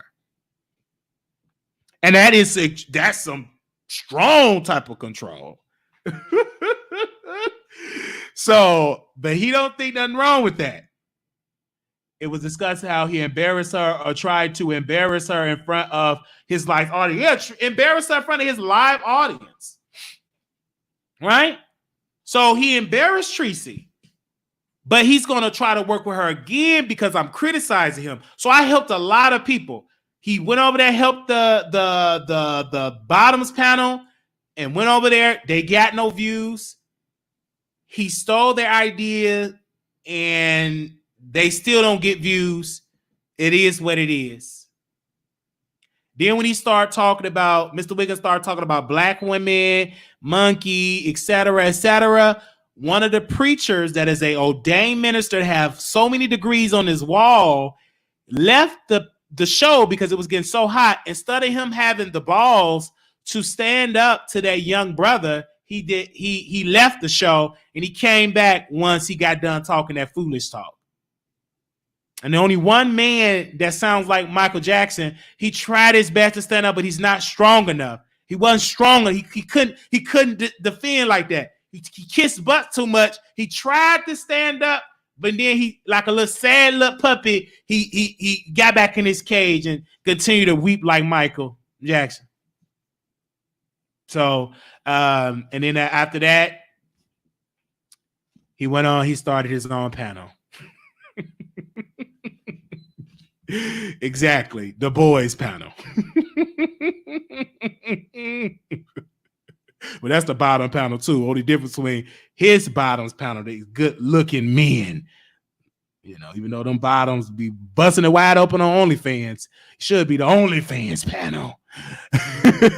Busting it wide open on the webcam panel. Doing coke with your boyfriend panel. Sniffing that booger sugar and sucking on the lemon panel. It would have been quite comical in my humble opinion. Let's go. Let's consider the press try. I do consider loyalty. I don't do everything for a click and a view. Everything is not content. I'm not going to post your text messages. I'm not going to do that. And the thing is this, people would say, well, why are you live now talking about it? That's not, because if I'm being 100% honest with you, I don't trust you. So I would rather do it live than send you a voice recording and then you play half the voice recording. You know what I mean? So I'm just saying what I'm saying. It's unfortunate, but if you really want to know the truth, that is the truth. I just can't get with, to me, it just feels like our integrity lines are going different ways. And that is like the bigger issue for me. So it's not that I don't like you or I don't want to fuck. It's just like your journey is your journey, and the way that you go about getting there, I'm just not with it. Like because at any point I could be a casualty of war. Like if you needed to, you would step on me to get ahead. And I can't do that anymore, because we've been there several times on Facebook. And I asked you, I said, you could be mad at me, you could tell me, but please don't take all this to social media. And you did. And I've seen you do it with other content. You know what I mean? So it's like, all right, well, I can't be in that because the stakes are getting higher now. The deals are getting bigger. You know what I mean? It's the minute that me and you fell out, you was like, yeah, he said Tasha K, he called me, he said this about T.S. Madison, and he was on the phone with her, and you know, and his boyfriend this, and he was fucking in this car, and every little piece of information you thought you knew, whether it was true, false, or a little bit of truth to it, you went and you was like running that down. And it's like, bitch, I can't take those kind of risks now because the conversations that I'm having now are totally different from the conversations that I've had then, and they're bigger now. So I can't run the risk of you exposing some of the conversations that I'm having now for content. You know what I'm saying? So it's better for me to just be like, I don't rock with that. So we're going to pause that and we're going to get into this piece because I meant to schedule this earlier. So my special guest is on the line, Naomi. We're going to get into the transgender piece of this conversation. Naomi, you're live on the air. Hi. So the last time I brought you on, we were talking about the trans women that were brutally like beaten in a convenience store at a gas station. But now it's been so many murders happening with trans women of color. How do you think we can get better in addressing that? Because I feel like still to this day we are not giving that a much of attention like we do Black men that are getting killed by the police. Why do you think that trans women murders are not getting as much attention? Well, part of it, I believe, is because we are a marginalized community. When you are already a marginalized community and then you are even more marginalized, I mean, just as a Black person, and then you have the intersectionality of being trans, and then you have the intersectionality of being a Black trans woman. So it's adding layers on layers on layers. And sometimes when you get that deep into things, people don't pay as much attention to things because it's not happening as much. But when you look at it on a per capita basis or just a percentage overall, just like with HIV, we are much more impacted than a lot of other communities. We're just not as impacted as much because there are not as many of us. So a lot of the times, you know, we just get skipped over. And then it also happens a lot where people are misgendered. So when they're originally reported as far as their death or their attack and things like that, sometimes these law enforcement or reporting agencies will misgender the people and will put the information out based on their dead name or, you know, what their birth sex was versus what gender they are currently expressing at the time. So that happens a lot. And sometimes we don't find out that these crimes happen until a while after, once things have maybe been researched or more information is given, and then the gender is revealed that it was a transgender person and not a cisgender man or a cisgender woman like they report sometimes. So, I mean, I believe that plays a lot of it. And then, you know, I also just believe because of the amount of stigma and shame and, you know, things like that that are already attached to the LGBT community or LGBTQ plus QIA plus, excuse me. You know, I think that is part of it. And then because of being trans is kind of a step below, you know, being a gay male in a lot of people's eyes. You have a lot of people who have the attitude of that's what they get, or they don't care, or, you know, things like that. So, I mean, there are a lot of different reasons I feel that it's overlooked. Because Madison wrote this tweet. She said, please miss me with those dumb fucking excuse lines. He ain't know, or they be tricking men when you try to blatantly find justification in murders of trans women. Men been using those lines to protect that manhood shit for years. Wake up, they fuck us too. Do you feel like that trans women are dying at a high rate because they're tricking men and not telling them that they've been born a male?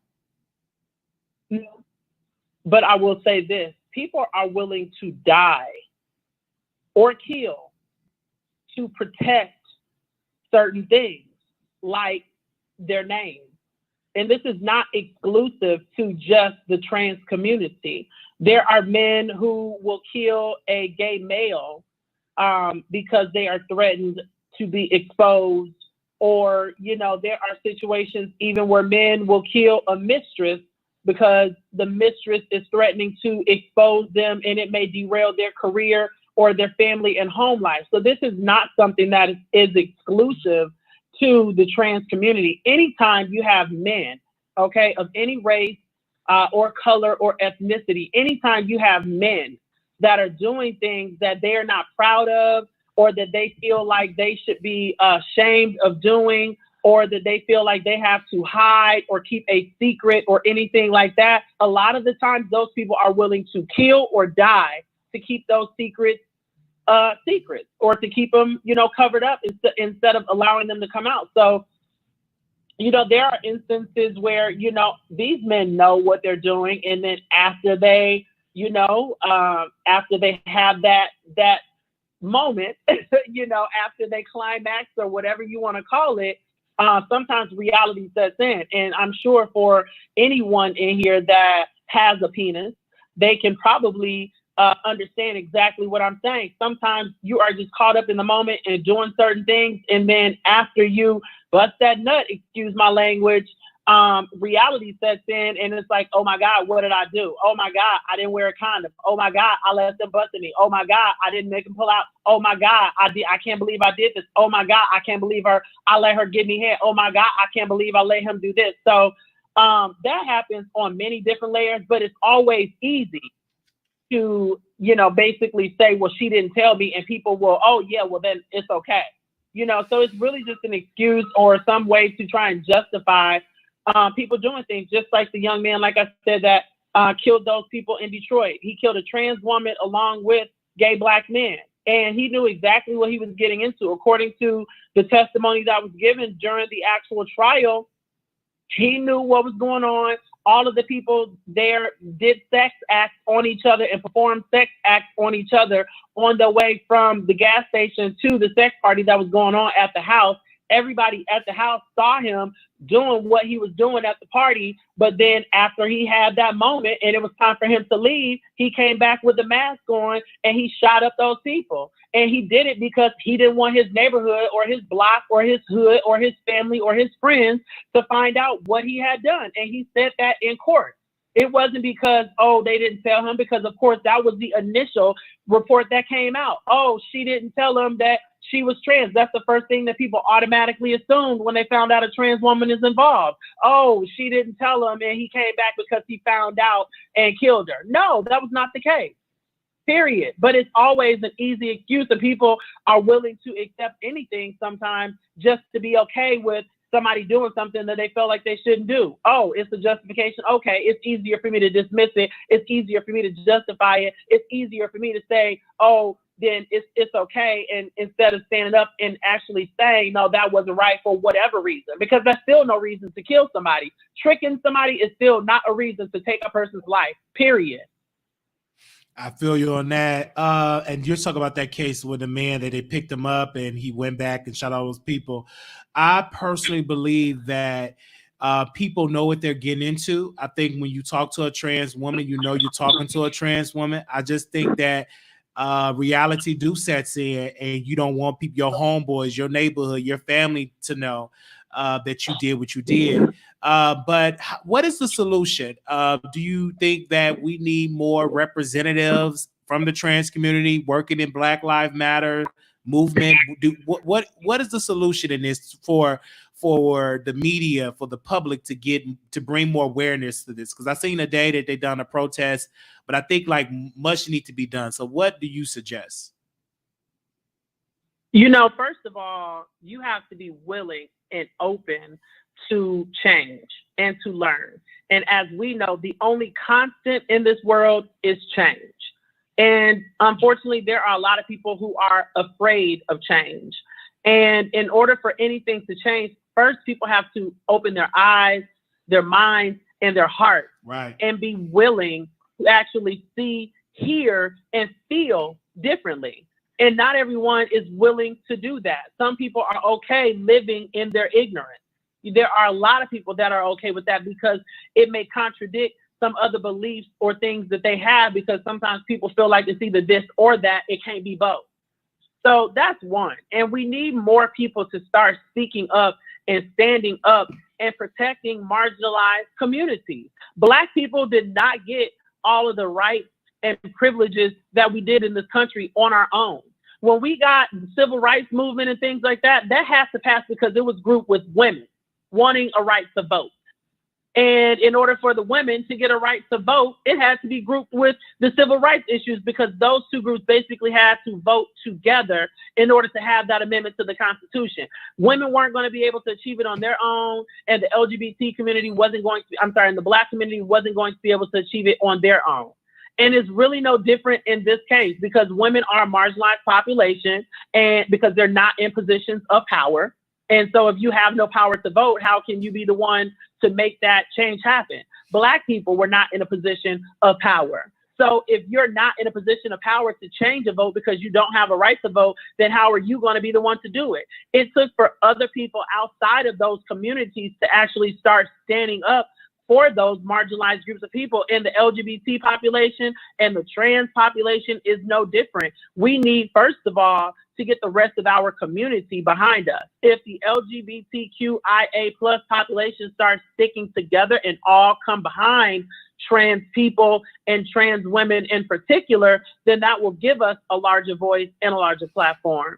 And then when you couple that with the Black community, because Black people are still fighting for rights in this country, just like the LGBTQ population are still fighting for rights in this country. So maybe if the Black people in the Black community comes together with the LGBTQ population, because we are all marginalized, we are all being, having things taken away from us, being discriminated against for either being Black or for being gay. So we're fighting the same fight and the same battle, but for some reason we can't get across that line and we can't walk across that line. There's such a separation and people are not willing to come together for a bigger cause. So that's one of the things that I really feel like we need to start doing, is start forming alliances with people outside of the community, and people outside the community really need to start speaking up and stepping up on our behalf, because we cannot do it on our own. There are not enough of us. We don't have a big enough voice on our own or a big enough majority on our own to really be able to create change in this country, because we're outnumbered by far. So the only way it's going to happen is to get people on our side and for other people to start stepping up and stop just standing by and watching things happen and doing nothing. Just like we're saying with all of these protesting signs, to be silent is to be in agreement, or to be silent is to be complicit. It's no different. If you're standing by watching people, be discriminated against and be stigmatized and all those different things, and you don't stand up, you're just no better than the person that is doing the stigmatizing and the judging and the violent acts and everything else, if you stand by and watch it and don't say anything. I feel you on that. My last question, what do you think that the conversation with President Trump, he rolled back some protections for transgenders when it comes to healthcare. What's your thoughts on that? I mean, it's sad. It's no different than what he's already been doing and been attempting to do since he's been in office. So it's not like it's a complete shock or a complete surprise to me, to be completely honest with you, because again, I'm an informed person. So I do keep track of world news and what's going on in politics. So it really should have caught no one off guard, right. Especially when they were already sending things up to the Supreme Court, trying to remove protections, for transgender people and things like that across the board. This really should have been no surprise. I mean, he's been trying to roll back some of the things Obama put into place since he's been in office, and he's been doing things to try and, discriminate even further against the transgender community since he's been in office. So it's really no shock. Sad, but not shocking at all. But again, it wasn't trans people that got him into office. So I'll just say that, because there are not enough of us. Well, thank you so very much for calling in, because I had to get your input on there. Like I said, I'm going to do better in covering these stories and bringing more awareness to trans lives and to bring you on, because I think your voice do matter, and we need more voices in the trans community to get a platform. And then also, brothers, whether you gay or straight, to use our privilege as a man to bring awareness to it as well, because these are our sisters. And I don't like it. I don't agree with it. I think it's sick to kill someone because you're not confident in your own sexuality. It's not good. If you don't like trans women, don't be around them, right? But that doesn't give you a right to take their life. So that's what I believe. I mean, it's no different than a white person attacking a trans person because they're black or just because they have to be in the same place. It's no different. And so when people try to separate the two and say, oh, it's all one thing and all this and all that, like, it's no different. And that's what I'm trying to get people to understand, is that it's no different. Black trans lives are still Black lives at the end of the day. And all we're saying is don't forget about certain groups of people of Black. We're not trying to separate ourselves. We're trying to be included because for some reason people forget about Black trans lives and we don't report those cases. We don't, talk about those cases. We don't publicize those cases. We don't make a fuss and a noise about those cases, like we do when it's just a Black man or a Black woman, where something like that happens to. And it's very sad. It's very sad. I mean, I try to explain it to people like this, okay? If you are a corporation, which by law is treated like a person, okay? If you are a corporation and you are trying to get a group of investors to buy into your corporation, then you have to have your ducks in a row as a corporation. You have to be on one accord. You are not to expect investors to come and buy into and take a risk on your corporation when there is infighting or when it is not stable or when it is not built on a solid foundation, because they won't get their return on investment. Or if they do invest, they might end up getting burned and lose everything that they basically sacrificed to try and invest in you. And as a Black community, we are no different. If we're trying to get other communities and other populations of people like white people to invest in us, to have a different opinion of our culture, of our community, and of the people we are, then as a community, we need to be together and we need to be one and we need to get our shit straight if we want to get these people to believe that we are better than what they currently think of us right now. We're trying to change their perceptions of us, but we don't have our shit together as a community, and they see Black people killing Black people. Then why are they going to stand up and fight for us if they do all of this? There's still not going to be any change, because now we got all these rights and privileges, but we haven't done anything to make good of them because we're still killing each other, fighting each other, killing Black trans women and all that within our community. It's a waste of their time. So we need to get our shit together. Excuse my language. Thank you so much, Naima, for calling in, for letting me know that. And I'm definitely going to keep in contact with you, and we're definitely going to bring up more stories and get more involved in that, and to bring more awareness. You're welcome. Thank you guys so much, and I really appreciate you for doing this and taking the time to put an emphasis and focus on transgender people. So you have a wonderful day and enjoy your show. All right, thank you. All right, you guys, that was Naomi on, and so we want to thank her for that. We have a next caller on here that we can get back to the interview. I had to get it to that piece. We're going to bring her back for like a full show. We got things in the works that we're going to do. I just have to bring her on for today. Anonymous, you live on the air. Hello. Hey, Wiley. All right. So I called earlier, but I forgot to 90 seconds. Go ahead. It's about the original topic that you absolutely go ahead. Started.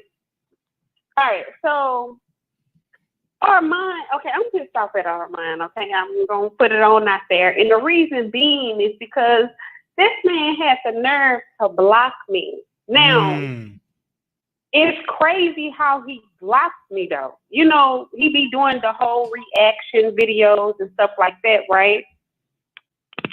And 60 seconds. Kaya did her video, so I messaged.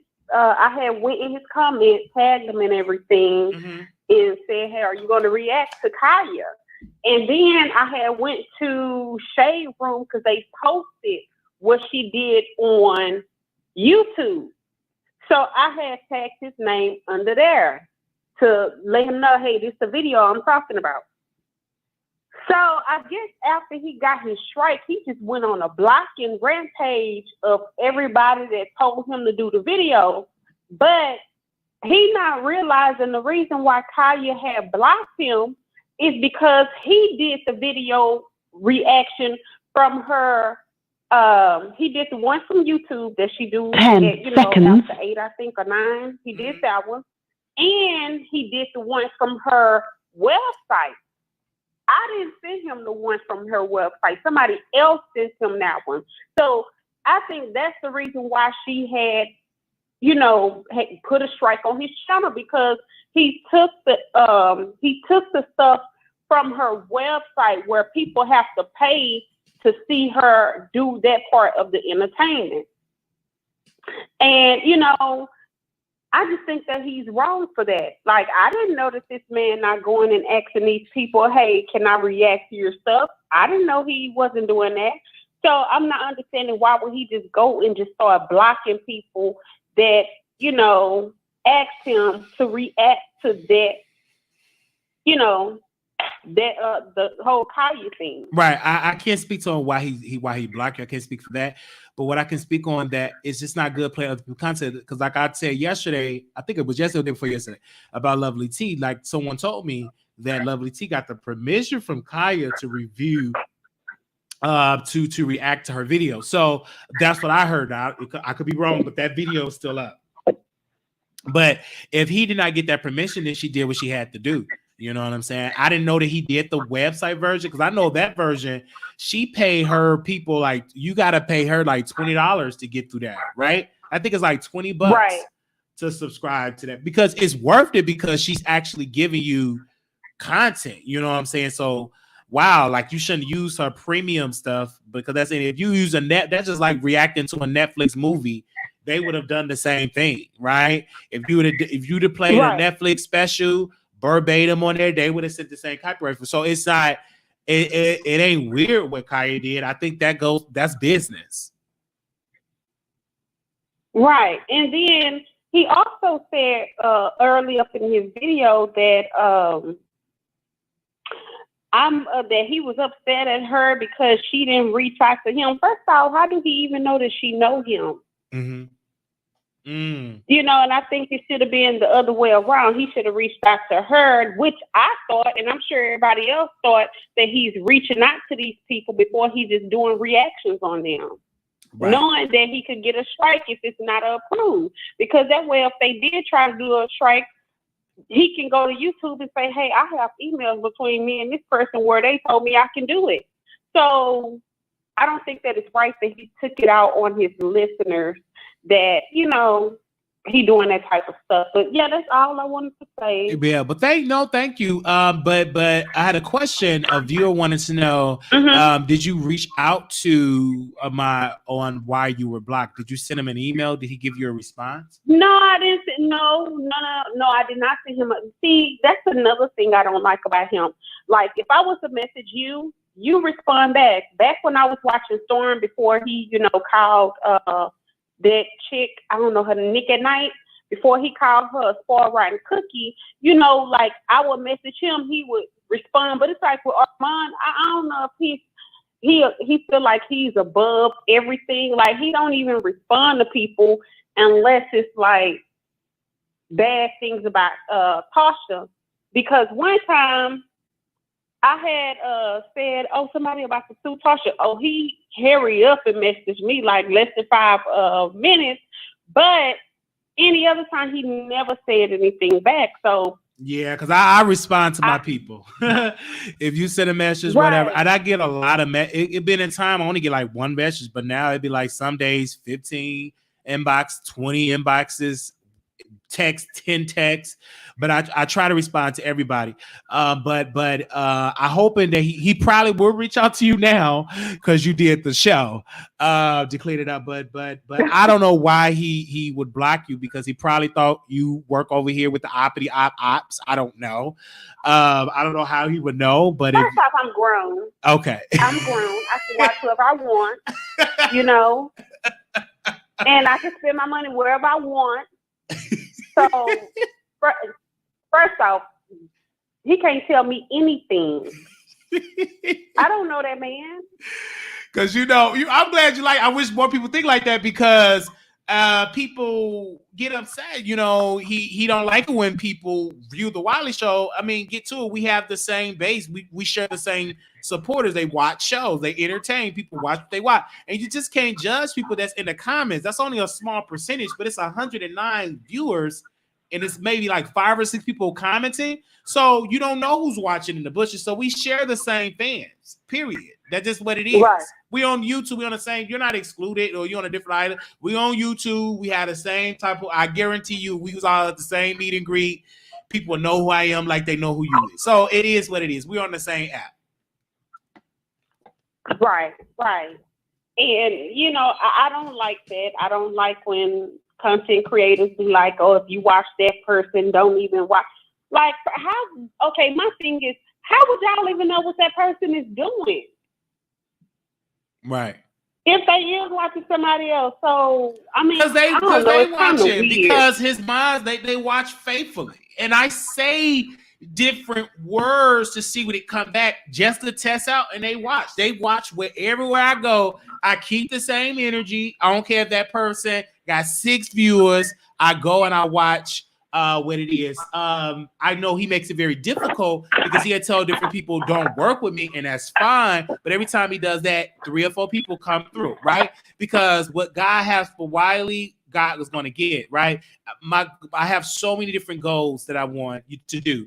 So, but I wish you nothing but well, sister, because you said something that is so true. You grown. You should be able to watch who the hell you want to watch. Right. And then, like, it's like, I feel like his main base watchers are like brainwashed a little bit. Literally brainwashed. And the reason why is because when I was watching him all the time and stuff like that, it's like somebody will call in, they'll have their opinion, and then he'll give his opinion, and then they switch everything they just said and totally agree with him and forget everything that they just said. Oh yeah. So it was like because ma'am, the reason why they do that, 1,000%. a lot of people will agree with him and won't challenge because they don't want to be called a dusty bee, a monkey bee, and they don't want to be embarrassed. But over here, our platform is different. People, they challenge me, and I love it, you know, because I won't want people to agree everything that I do and say, no, if you don't like what I like, if you don't like it, you know, call in. One of the main points of the show with cisgenders, when I said cisgenders, and guess what? The women of this show, they said, no, Wiley, we don't like that term. So it is what it is. So, but you have to have a dialogue where you're open to someone disagreeing to you. And that's why I like Kaya and T.S. Madison dynamic. She was different than what T.S. Madison would bring to the table. But the reason why I don't like to watch the Queen Supreme Court now is because everybody agreed with what she says. Where's the challenge? Where's the agitator, you know? Right. I mean, you know, I just think that's crazy, you know, and I think like he's losing people, although he's gaining some people, but when he gets to doing stuff like that, he's losing people at the same time. And it's like, okay, do you constantly want like a rotating door, or do you want it to be consistent and, you know, building at the same time? And that's one thing I love about your platform, because it's like people can call in, you know, if they disagree with you and dog you out, you don't lock them. Right. No, we have a good time. Crazy stuff, you know, and you allow them to keep calling in and keep disagreeing with you. Absolutely. And, you know, like that. So, I mean, that's one thing I love about your platform. That's why I do try my best to watch you every single time I know that you live, and I do call in every single time that you're live. Yes. You know, so yeah, but yeah, that's all I wanted to say. Absolutely. Thank you so much, sister, for calling in. All right, y'all. We're gonna get through this interview with our commentary. Y'all know how we do. We do 3-hour lives, we do 2-hour lives, 4-hour lives. Y'all know how we do. It is what it is. And then I got to come back again and do another live. All right. Let's get into this piece of this interview. Somebody said, fucking Aniva is the only one who challenged T.S. Madison, and Flame Monroe. She did good too by challenging T.S. Madison too. That was a good episode. Because if it comes down to me or him, he'll throw me under the bus for a click and a view. And I ain't got time for that. I just don't. Well, this is what I would say. It's no different when I do commentary than when you talk about T.S. Madison, when you talk about Lovely T, or whomever, even when you talked about Daytime Tea Time. It's no different. I found a niche because it's very profitable to talk about bloggers. And if you want to come up for me, in my humble opinion. And I feel as though concerning you, it was issues that with the interview, that was unresolved issues, and you did not clear out that rumor. And my mother came on there and she cleared it up because we heard the recording, we heard the interview. And that's why I brought my mother on for the show, back to my show, to even clear that up. And even with the interview, you did not handle it professional. You were intoxicated, in my humble opinion. And you literally laughed when I was crying. So it was, to me, from that day forward, I'm like, I don't really think we friends, because that interview wasn't handled professional. It just wasn't handled right for your part as the host. Because when I go back and I listen to it and I hear it, I said, wow. And then when you came on these different shows in this sector, to mention me without even calling me, you do these shows, you do this just to like try to clip your name. And in reality, it didn't necessarily did not clear up your name. What it cleared up that, okay, Wiley and Armon Wiggins have a beef that was before YouTube. Even when you and Tasha K fell out, I went on the record before y'all. I said, I don't think that's going to work. And I didn't like that you was working with Tasha K because I knew it wasn't going to work. Even before you got a lot of subscribers on YouTube, I was like, you're going to be very successful on YouTube. I the one that told you to get on YouTube, because at one point you did not want to do it. You wanted to stay on Facebook. So I was very supportive of you and helped you along the way in your early stages. And I felt as though that you got upset with me and said, oh, I'm not going to teach you that. I ain't going to teach you that Skype thing because you with the ops, as though everything have to go the Armon Wiggins way. And if things don't go the Armon Wiggins way, Armon Wiggins will have to cut you off. And that's just how you run your life. And with that, I have no respect for I have to respect that, because that's your life. That's how you want to approach a business or a friendship. And I can't be mad at it. I just how I felt for you, because you felt as though if I don't like this person, you can't like this person. And I don't operate like that. I don't give a damn if you hate this person. That don't mean I have to hate that person. That means I'm not your friend. I'm your puppet. I'm not your friend. I'm your mouthpiece, or your something that you walk on, a rug or something. And I just did not like that. Okay, because at the end of the day, I have my own mind. The reason why I told Armon Wiggins about the Tasha K piece, I knew his personality, it would not work. Both of them have like a similar personality, of a controlling personality. So I knew that they were going to butt heads. When she started to work with Armon Wiggins, he started to change. I said, I don't think it's going to work. I think once you get what you get, y'all going to clash. I don't trust it. I don't think it's going to work. And what I predicted came to pass. It didn't work. Because both of them have a similar type of person, controlling personality. It's the Tasha K way or no way. It's the Armon Wiggins way or no way. Got a similar type of personality. Tasha can hide it more better because she's a woman. There's little stuff she can hide it a little better than Armon Wiggins, but they still have this personality. And I kind of sensed it. And this is me. I kind of sensed it when Storm was interviewing T.S. Madison, and how Tasha kind of dominated it and did not want him to say something like that. So I knew that they have that type of personality. They would never probably get somebody that can really match their personality and give them a run for their money on their show. They will always have somebody to sit beside them that they won't never challenge them like that, right? So they both have the similar type of personality. And I knew, and I told him then, this is the beginning of it, before all the views, all that. I said it ain't gonna work. I don't trust it. I said it, and I said it again. I said it then. I said it now. I kept the same energy, and look what happened. They both beefing, calling each other bees. He talked about her modeling skills. Talked about her family. Had a caller, read the whole family.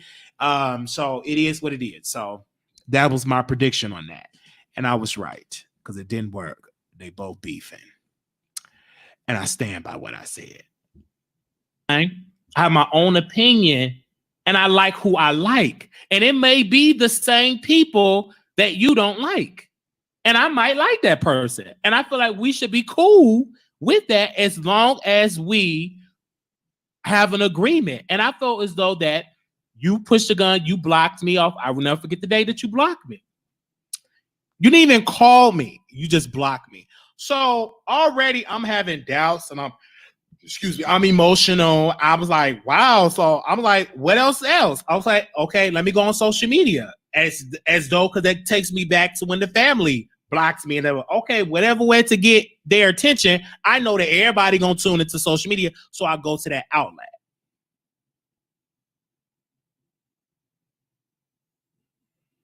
And that's what I really have to respond to it. So yes. Okay, so so in regards to the first thing when you said it's no different in daytime and it's not certainly doing commentary on it.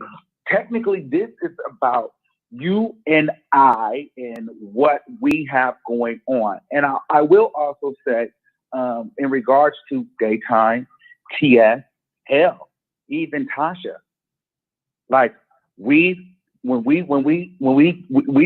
not on live for people.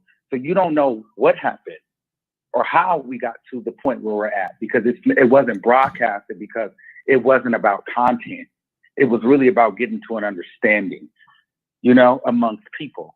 So there's that piece.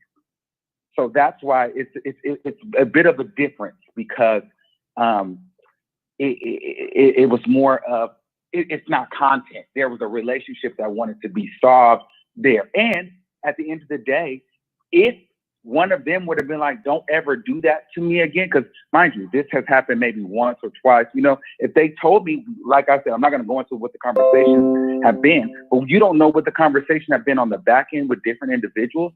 But what I'm saying from me to you, we didn't just have one fallout. We've had 2, 3, 4 times that you went online and attempted to expose me for being mad at, for when you've been mad. Like, this didn't just happen one time. This happened 3 or 4 times. And then when you say that we weren't friends, I think that you're really right about that. However, it's interesting because we stopped talking. And I think this is a very vital part that you're not saying. After the interview, I knew you were mad, because what happened? We didn't talk. And then you went on and was, exposing me and blasting me and, doing the whole dragging thing. That was after the interview. We didn't talk for months. We became cool again. I apologize to you. We talked. And we became cool after gotta say this, somebody. Not trying to. We became cool because he saw that we were trending with Chasing Atlanta. Okay. And everybody was talking about me on Chasing Atlanta. During that season, I was interviewing, the cast. They would feature me all on the show. And he reached out to me on a DM on Instagram. So it's quite suspicious that you reached out, because it was going to be beneficial to you, because he saw how I was moving out here. That was during my Blog Talk Radio days, before the Tashas and all of that, before the Candace daytime, tea time stuff. It is what it is. And the reason that's when we made up, because he reached out, he said, okay, we forgiven, girl, let's go back being friends. We never really had a conversation. It was like, okay, let's go back. And it was back working on his show, forgetting about the Wiley Show, going to work with my friend Armon Wiggins show. And my cousin at the time, he said, you're doing the same mistake. You will leave what you're doing to help him. You never leave what you're doing, right? He only coming for you because he see how you popping with this, like focus on your show. And I never understood that. I until one day I just focused on my show. I'm like, oh, you're right. Let me keep staying on my show, right? And I will never forget. I'm gonna continue to play the interview. He said, well, Wiley, temporarily stop doing your show and help me. And once I make it, I bring you on. And I didn't want to take that risk. Because I knew what I can offer. I can talk about politics. I can talk about Black Lives Matter. I can talk about a whole bunch of stuff. And I didn't want to take that risk. I put too much time and energy on the Wiley Show, and I was never consistent. And it took me to go through hell to be consistent on this show. And I thank those that helped me to stay consistent. And I've been blessed. but he wanted me. He said, "Listen, if you to work with me now, and I bring up no, because I think I would check." He didn't like it when we did work together. He probably deleted all the episodes of us doing a show on his YouTube. Probably did, but he did not like it when I would challenge him. He don't like it, but I'm going to challenge you. I'm not. This is why I'm so known, because I have my opinion. You got your opinion, and that's magic for a show. I've always said if me and him ever were to do a show and and we would literally take over the internet. We would be the male versions of Kaya and T.S. Madison. We would take over the internet because we have strong, dominant personality. We both go at it, and it will be a classic, right? And I know this, and he knows this. Even this beef is entertaining because everybody, they get tuned in it, right? And I've been we've been talking, me and him been going back and forth for 1, 2, 3, about 4 or 5 years, about 4 years, I would say. We've been going back and forth. This ain't nothing new. It's entertaining. He said, I got the Kaya syndrome. I think that's what he told me. I have the Kaya syndrome. So, hey, Kaya. He said, I got the Kaya syndrome. I remember he said that. He said that earlier. It's out. We literally talked it out like we did now. And I said, okay, so if we don't, if we fall out again, let's not go live on social media. So, and you said, okay. Then we started kind of working together. Now, listening to you talk, now I feel even more validated in cutting you off because you were never over the interview. So you were just playing the game. You were never my friend after that point. The relationship really stopped at the interview, which is fine. However, we got back cool and started working together. But to you, when what you're saying and what I'm getting from you, the relationship was really over after I interviewed your family, which is fine to me, but you're not putting in perspective and you're not saying the fact that we became cool again, then we started working together, and then all of a sudden, yes, you're absolutely right. I'm on social media. There's some dude doing some weird shit in my comments. There's a chick on live, doing some weird shit at the time. She don't like me. And so, yes, for me, absolutely. I stand my ground on this as you will stand your ground. Out of all the people on YouTube, out of all the content creators, and these people didn't even have really huge platforms like that. Those are the people you want to interview, the people that hate me, and I'm supposed to be your friend. And they didn't hate him. He's talking about Jay Wilson, and he's talking about Mona. They did not hate him. They did some stuff he didn't agree with. It wasn't hate. Hate is a strong word. Jay Wilson did not hate Armon Wiggins, and Mona Simone did not hate. They challenged him and they disagree with him. Jay Wilson would just post the links in his chat, but he did not hate him. Actually, Jay Wilson is a blogger that actually gave Armon Wiggins his props when Armon Wiggins will call into the Queen's Court. Because back in the day with the Queen's Supreme Court, they would be in Maddie Kitchen and they would do an after show. And Armon Wiggins, this is when he were beefing with T.S. Madison for the second or third time, because they beef a couple of times too. Sound familiar? All right. So Jay Wilson will give Armon Wiggins his props on the show. He didn't like Jay Wilson because Jay Wilson was posting links, right? But I once interviewed Jay Wilson because Jay Wilson was criticizing the store, what was that? Criticizing Star Marie and all that point. I said, hey, let me talk to the brother. And I reached out to Armon Wiggins for Skype, and he said, you ask him for that. Don't ask me. Talking all crazy, weird. I said it is what it is, right? If you want to say that, you don't want to help me with it. I said, okay, Jay Wilson, it's fine. Let's do it on the Blog Talk Radio. I just asked him, can you teach me how to do Skype with OBS? That's all I asked him. He didn't like it because he felt as though in that Jay Wilson interview, we were going to drag him out because that never happened. That's his drunkenness or his paranoia working with her. That's the Gemini feature. No, because I'm going to do what I want to do. And that ain't going to never change. I'm going to do what I want to do, period. Just like me being Cardi B's best friend, and I'm going to want to go and do an interview with freaking Ra Ali. It's just like, why out of all people you want to go and get your clicks and views with the fucking op? Now, if you don't see anything wrong with that, this is why we're here where we're at. I understand. But this is why I'm saying he's working with Jay Wilson now. So Jay Wilson never had an issue with him. He didn't like it because I wanted to branch off and do my own entity because I was smart. I knew, and let me plant these seeds. This ain't gonna work forever. I'm very smart in knowing that. And so I wanted to branch off, and I'm glad I did so. I'm glad I did it. And it is what it is. It is what it is. And me and Jay Wilson made a lot of money. Me and Jay Wilson made a lot of money talking about each other. I was just watching a Jay Wilson video when he was roasting me. Me and him I used to be his content, baby. Me and him used to go back and forth in the beef sector. Any witnesses in the house, me and Jay Wilson used to go back and forth, roasting and gagging. Right? It was mutual. Nothing about no Armon Wiggins. Right? So he did like I wanted my own niche, my own voice. And what my Wiggins wanted, he didn't get along with a lot of folks. And I got along with a lot of people because I'm not friend. I don't look at it like that. I look at it, let me interview him, let me get a click. That's it. Baby, it's business. And this is one reason why I rock with VS, because for a long time we understood the click and a view. Even when we fell out, we understood a click and a view. We understood it. And that's why I still give her props to this day. That's why I be wearing this dashiki, because she started wearing dashikis and stuff. So I still give her credit. But when we had our dynamic, it was clicking a view. That's what it was a business. Oh, Jay was right. So me and Jay Wilson made a whole lot of money together. I mean, when I went on Jay Wilson platform, he broke up with a friendship with Sister Five Babe. So I know what it is. Man, it was very mutual.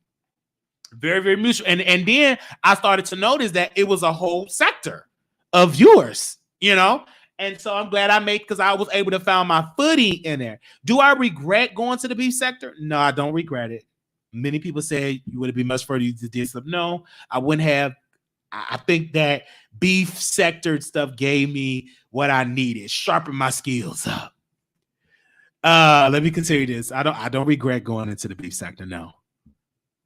Conversation, but because we will never see eye to eye, which is fine, this is why I don't fool with you and you don't fool me, because our integrity levels are different. I'm not going to go sit with no ops that my people don't like. It's not control. It's like I can go get it from somewhere else. I don't have to go interview a bitch that deliberately don't like my best friend for some clicks and views. To me, that doesn't make sense. It's never going to make sense to me. And I would never have a person like that around me, because they'll do anything for an opportunity. And so that's just that on that. Well, and yeah, that's just that on that. Well, I think I said it all. And I hear that point, but it seems very weird to me how you would break up with Tasha and then you would befriend Candace. And see, this is where the whole thing with the brother Jay Wilson situation is different. Let me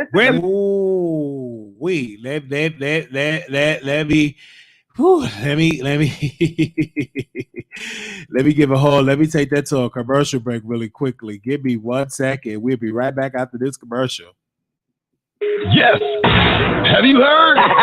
The Wiley Show is expanding and will now be on Station Head every Monday night at 9 p.m. Central Standard Time. That's right. Download Station Head today. You won't, because you don't want to miss Wiley being raw and unfiltered. The Wiley Show every Monday night at 9 p.m. Central Standard Time on Station Head. Let's do it, yo. We wasn't best friends. It was an interview, an innocent interview. And the issue that you had with Brother Jay is that he was putting links in your comments. He wasn't dragging you. He didn't say, I hated you. That wasn't the case. It was an interview and it was a collaboration. And after you blocked me and did not teach me the Skype, we went on and did Blog Talk Radio. It was no anti-Armon Wiggins at all. That wasn't the case. And I could not put my show in the back seat because of your feelings, in a sense. Okay, well, he don't get along with this person, get along with that. And a lot of people you didn't get along with. And a lot of people you did not like. We're bringing other people into it, right? You got other content creators now that I don't even want to bring nobody else into it, because it's not that kind of show. not about that. It's about you and I. So go ahead. But if you brought that example up, I have a right to respond, bring up an example. Well, after you broke up with Tasha, you got with Candace, like, period. And I stand with it. And that ain't gonna change. That ain't gonna change. I had to bring it up. It helps win my argument. And it is a very good, effective argument, and it needs to be brought up. So I have to bring it up. It's like you can't just damn me for doing something that you yet are doing now. Now, if you were that type of person and do that, then I would never bring that up. But I have to bring it up because that helps with the argument that I'm presenting. And again, I interviewed Brother Jay Wilson. No, that doesn't make sense, bro. I interviewed him. Sense, we beefed. It was nothing. It was no anti. Again, I feel as though you got in your feelings and you thought it was against you. And it wasn't. It was not.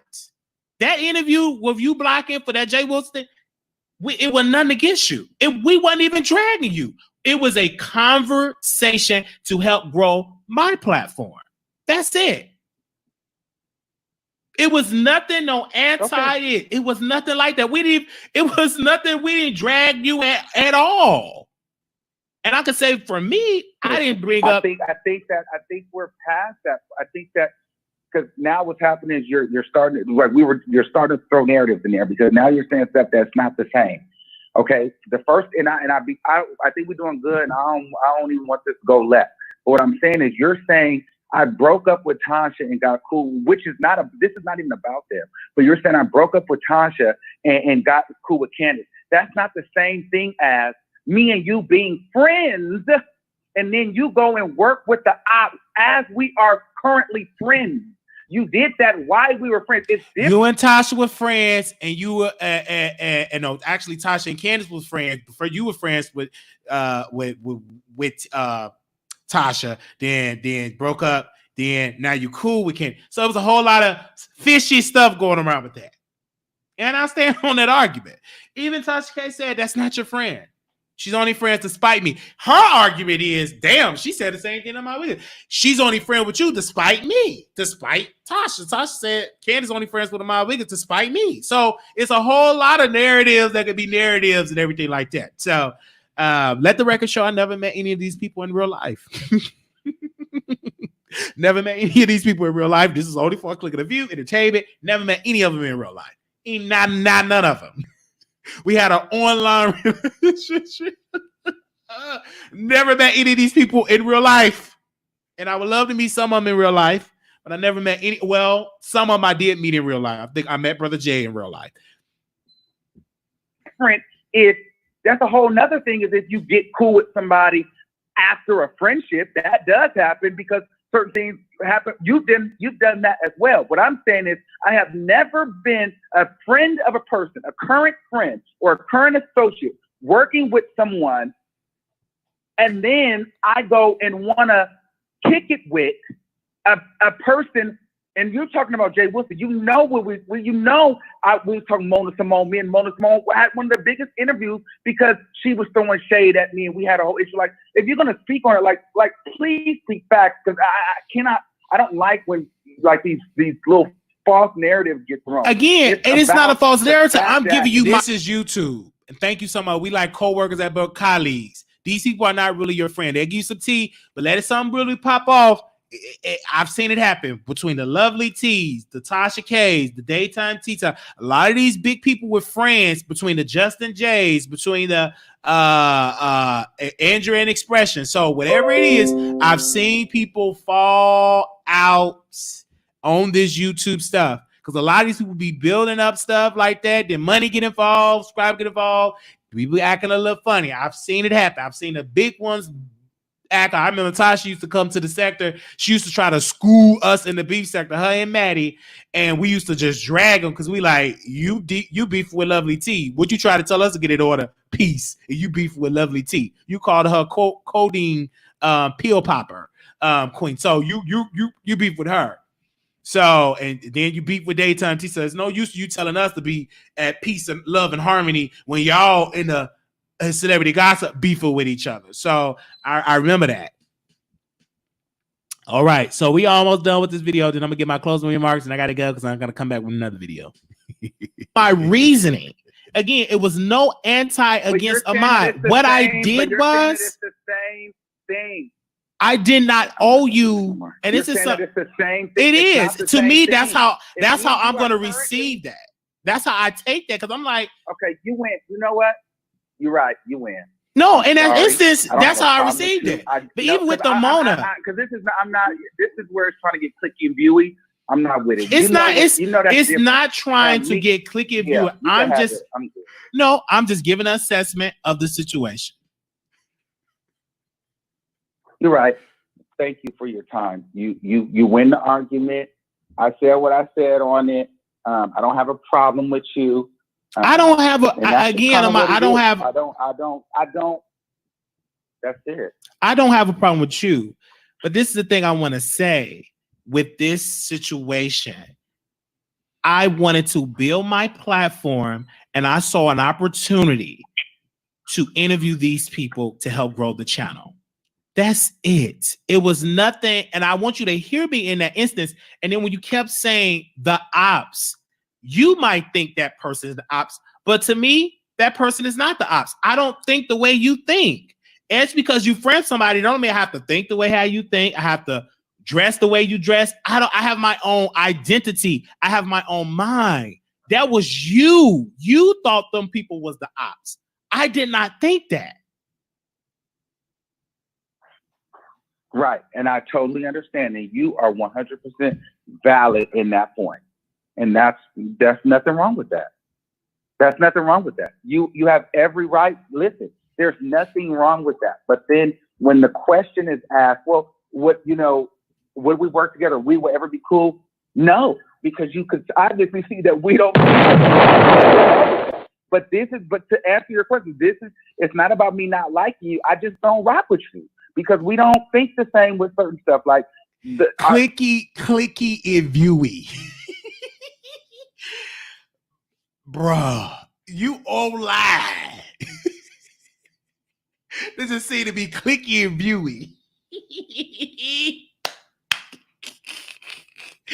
See, he don't know. I used to be in debate. I used to be on the debate team. So you want to have an argument. I brought up some good valid argument. I have won that argument. It was a classic argument. He didn't like it. I was bringing them other folks up because it helps the argument, right? It was clicky and viewy. He didn't like it. He thought we was gonna end the show, and no, baby, you gotta come prepared. This ain't the same Wiley that you didn't pull up on back in 2015 or 16 that we met, baby. This a whole nother Wiley. It's just say don't bring on the people. This is like it's clicky and viewy.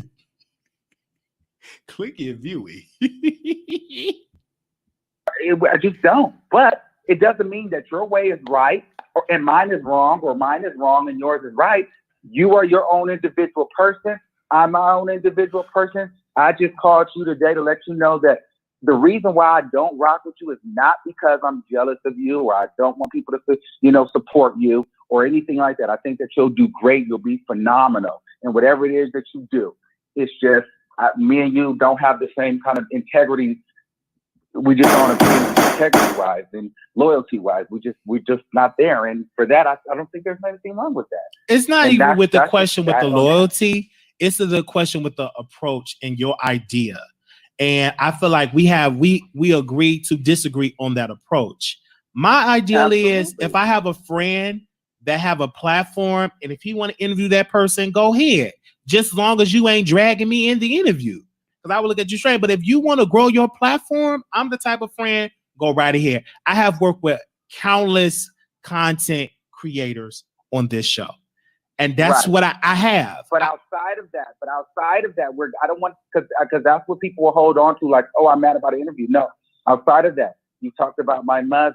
You know what I'm saying? Outside of that, you try to discuss my man. Outside of that, you try to put these issues like I have, like my family, like your man inserts himself and talk about me, your mother. You're talking about an interview with a young man that was intoxicated when we had an interview when that young man was sitting beside me, the one that y'all said is a victim, the drunk. We were talking about that. So that's way you've been to about that one, nothing new or current. That was when the quote unquote victim you say was and all that type of stuff. I do remember that we still have that recording. You said a lot of stuff outside of that. Like you've just done a whole lot of like stuff. You know what I'm saying? And it's just like, I mean, we all do that. So that's why I'm like, okay, certain things I can be cool with, but it was just like little pieces that you may have known about me or, you know, little ideas that I said, because you we've never met. So, but then you would go and sell that to your audience. You know what I mean? For people that don't like me. And so for that, I'm just like, this is just all a bunch of just bull crap, because it's like, it's not that I dislike this nigga. The nigga know why I don't fuck with him, because I asked him. And then there was a whole video where you even said that you was jealous of me. You know what I'm saying? I'm not saying that you're jealous of me now, but you did a whole interview where you were telling people that you were jealous of me. You get what I mean? So it's just like, I did. I don't know. I did that on Ear Hustler podcast with James Cooper, because I was giving my story and my testimony. I thought, what you took that and spin a narrative, in my humble opinion, and didn't even give promo or attention credit to that podcast doing that live broadcast.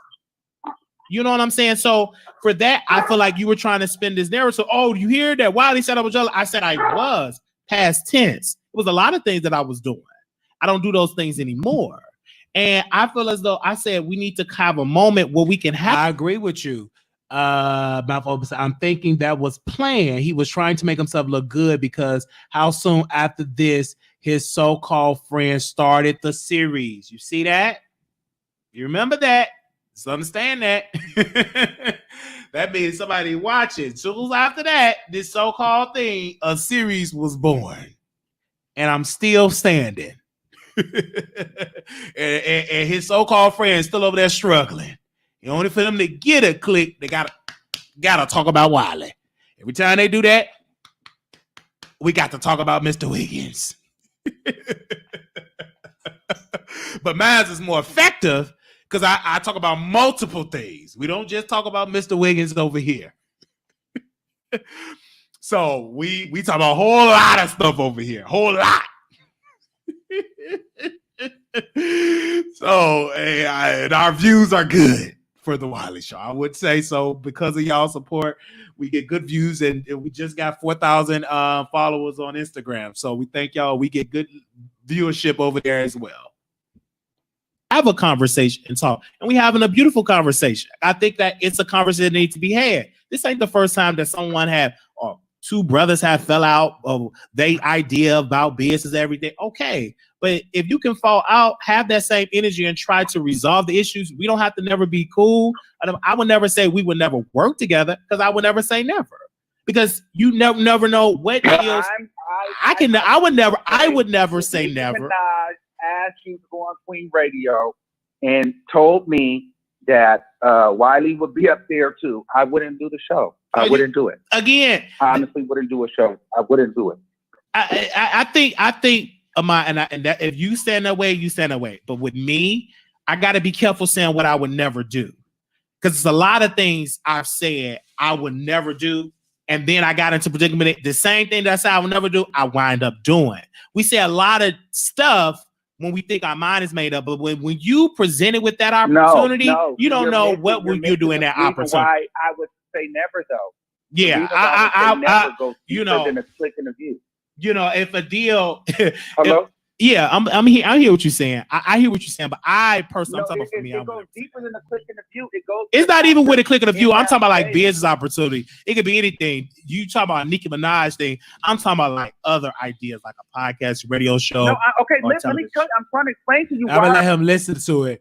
But let's be clear: if Nicki invited Wiley on there, asked him out, he'd be on the first plane smoking and be on that show.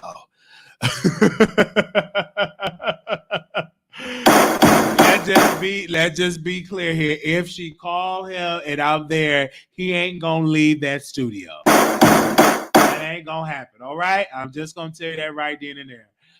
Let's play a little bit of this, and we're gonna close in about 10 minutes. We're gonna play a little bit, like 10 more minutes of this, and I'm done. I wouldn't do it, bro. The reason why I wouldn't do it is because at any moment, anything that happens behind the scenes, you'll be back on your platform going live talking about it. And everything is not content. And you've shown me over and over and over that that's what you do. So that's why it doesn't matter if it's business, if it's personal. You think everything dealing with a content creator is public knowledge. That's not true. Not for me. That's not true. You do that. That's not true. What you see in my Wiggins, let me explain to you about the show. Because you've done it to me. Okay, and I understand that. But for this show, and we never had a conversation. We never ever tried to resolve that. When it got heated after this last time in this situation, we never really talked. Okay, this is the first time we talked. Now you came over to this platform, and see, this is where I want to bring this up, because you are allowed to come into my chat to comment and to call in. But on your show, I'm not allowed to comment in your chat. Hell, my name is not even allowed to be typed in your chat. Again, it's about etiquettes and about business, and it's about being fair. That's why. It's about being fair, because if you don't rock with Wiley, but Ahmad, that does, to me, that sounds hypocritical. Because you can't say I don't rock with Wiley, but then if such and such come on the show, okay, you can come in the comments. To me, if you don't rock with me, you wouldn't even come on the show. You wouldn't even come in the comments. You have countless times you have came on this platform. And then on your time, when I finally had a chance to call into the show, you cut me off and didn't even allow me to speak. And my name is not even able to be mentioned in the chat. And then some subscribers have told me that they said, we can't come into your chat because if we come into your chat, we will be blocked. And I feel like, wow. You want me to lie? Listen, it's not a lie. Yeah, I don't want to be associated with you. I'm not your friend. I don't want to be cool. I don't want anything. I don't want anything attached to you. You're already attached to me because you do commentary on me and we have a past. But I don't want any further attachment to you. I just don't. Well, you just came on my show like a week or two ago in the chat when Tasha K was on there.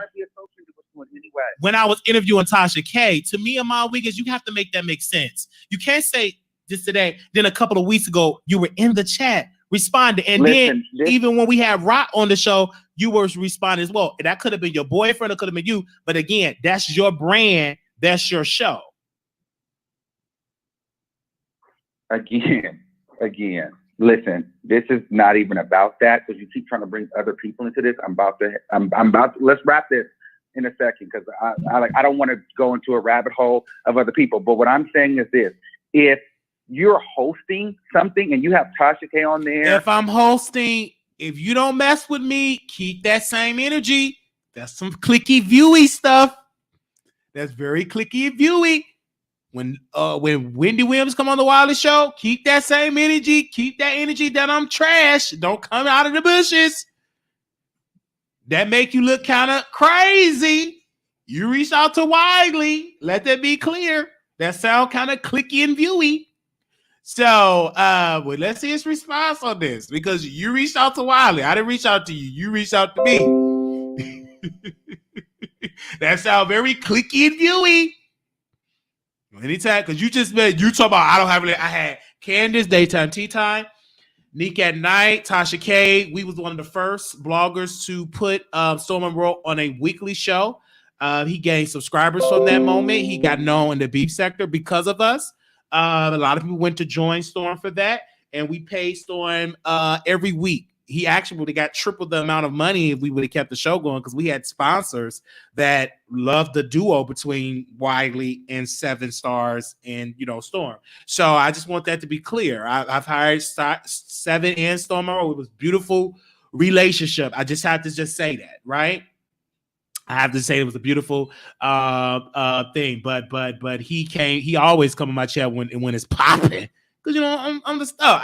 I'm a magnet. I bring the people over here. We had Millie over here. We had Daytime. We have Nick at Night, Storm, big people. We had the comedian Samson on the show. So we had a lot of folks on this show. We had Tamika Scott on the show from Escape. So it's like we had some folks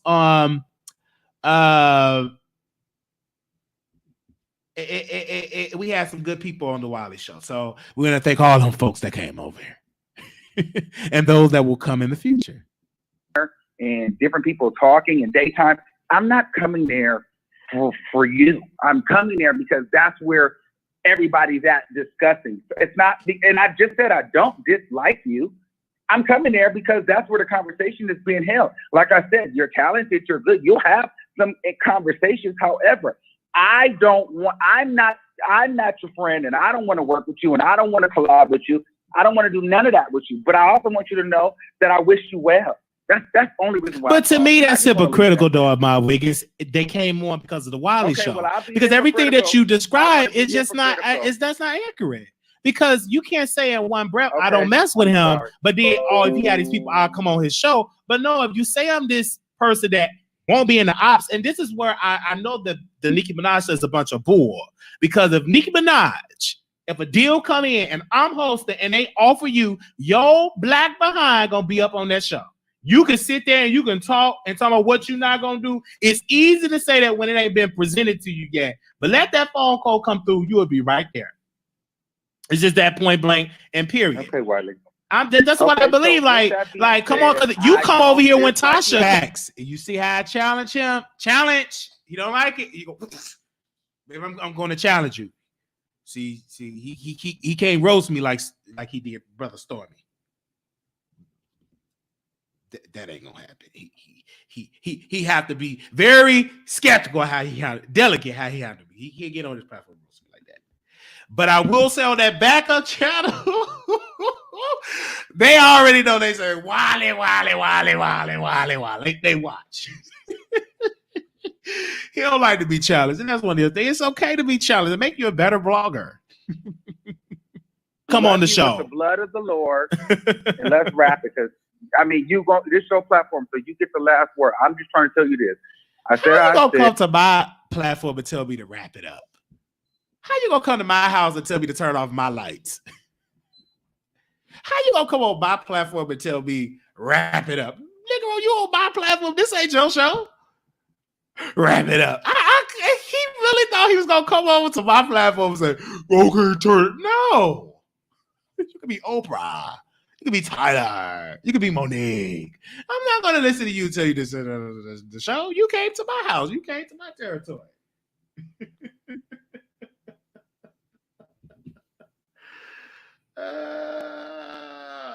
No. All right, let me go ahead on and a little bit more of this.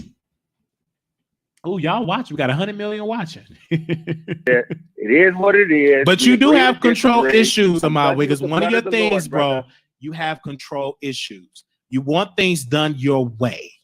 And you have to be honest. Okay. When things don't go your way, you don't like it. Right now, are you going to make me hang up? Is that what you want me to do? Or can we just end Baby, you can hang up. You do have control.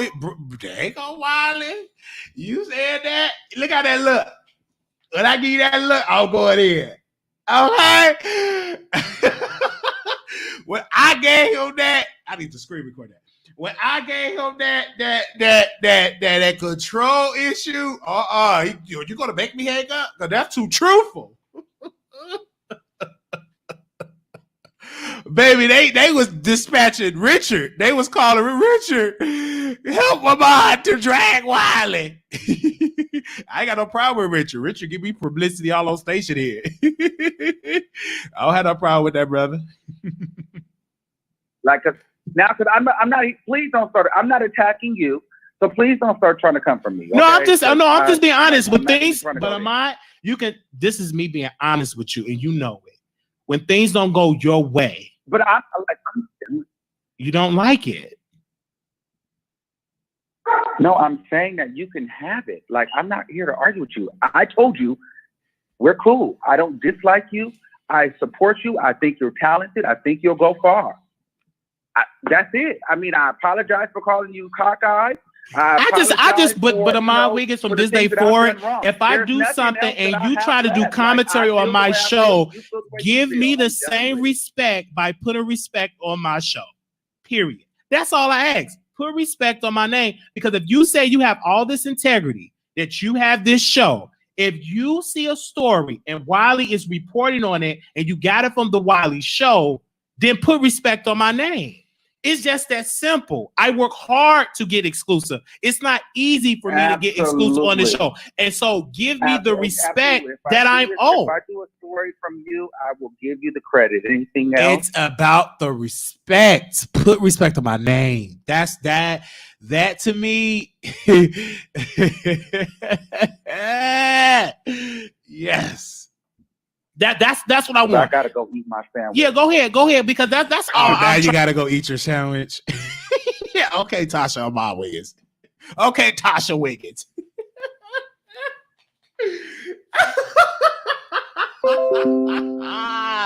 He said, "Listen, I gotta go eat my sandwich with a slice of lemon." Okay, try to get into with that. Thank you. That's it. Have a nice day, y'all. Thank you, Armon Wiggins, for coming on the show. Love you. And that's what it is. We had all right. So he had to go eat his sandwich, and that was the end of that. And the reason why we played it in its entirety is because, it's good to be playing it and stuff like that. I didn't plan this live being a 3-hour live, but hey, this is what we do over here at the Wiley Show. So thank you all for blessing us today with your donations. Y'all make me do a lot, and I spend my off days working on YouTube, right? I work very hard, work a day job, and I also do this job. And I thank God for the ones that are listening to us. Thank you all. Did anybody want to say something before I close this live out? Thank you all for showing us love and support, for supporting me on this show. Thank you so much for that. Go eat your sandwich. Don't let it get cold. Oh, God.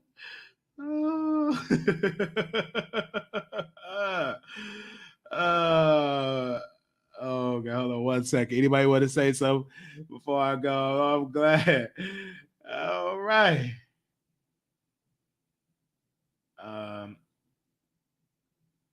All right. Thank you so much. We about to go because I got to go take care of something, and I'm going to come back with a live.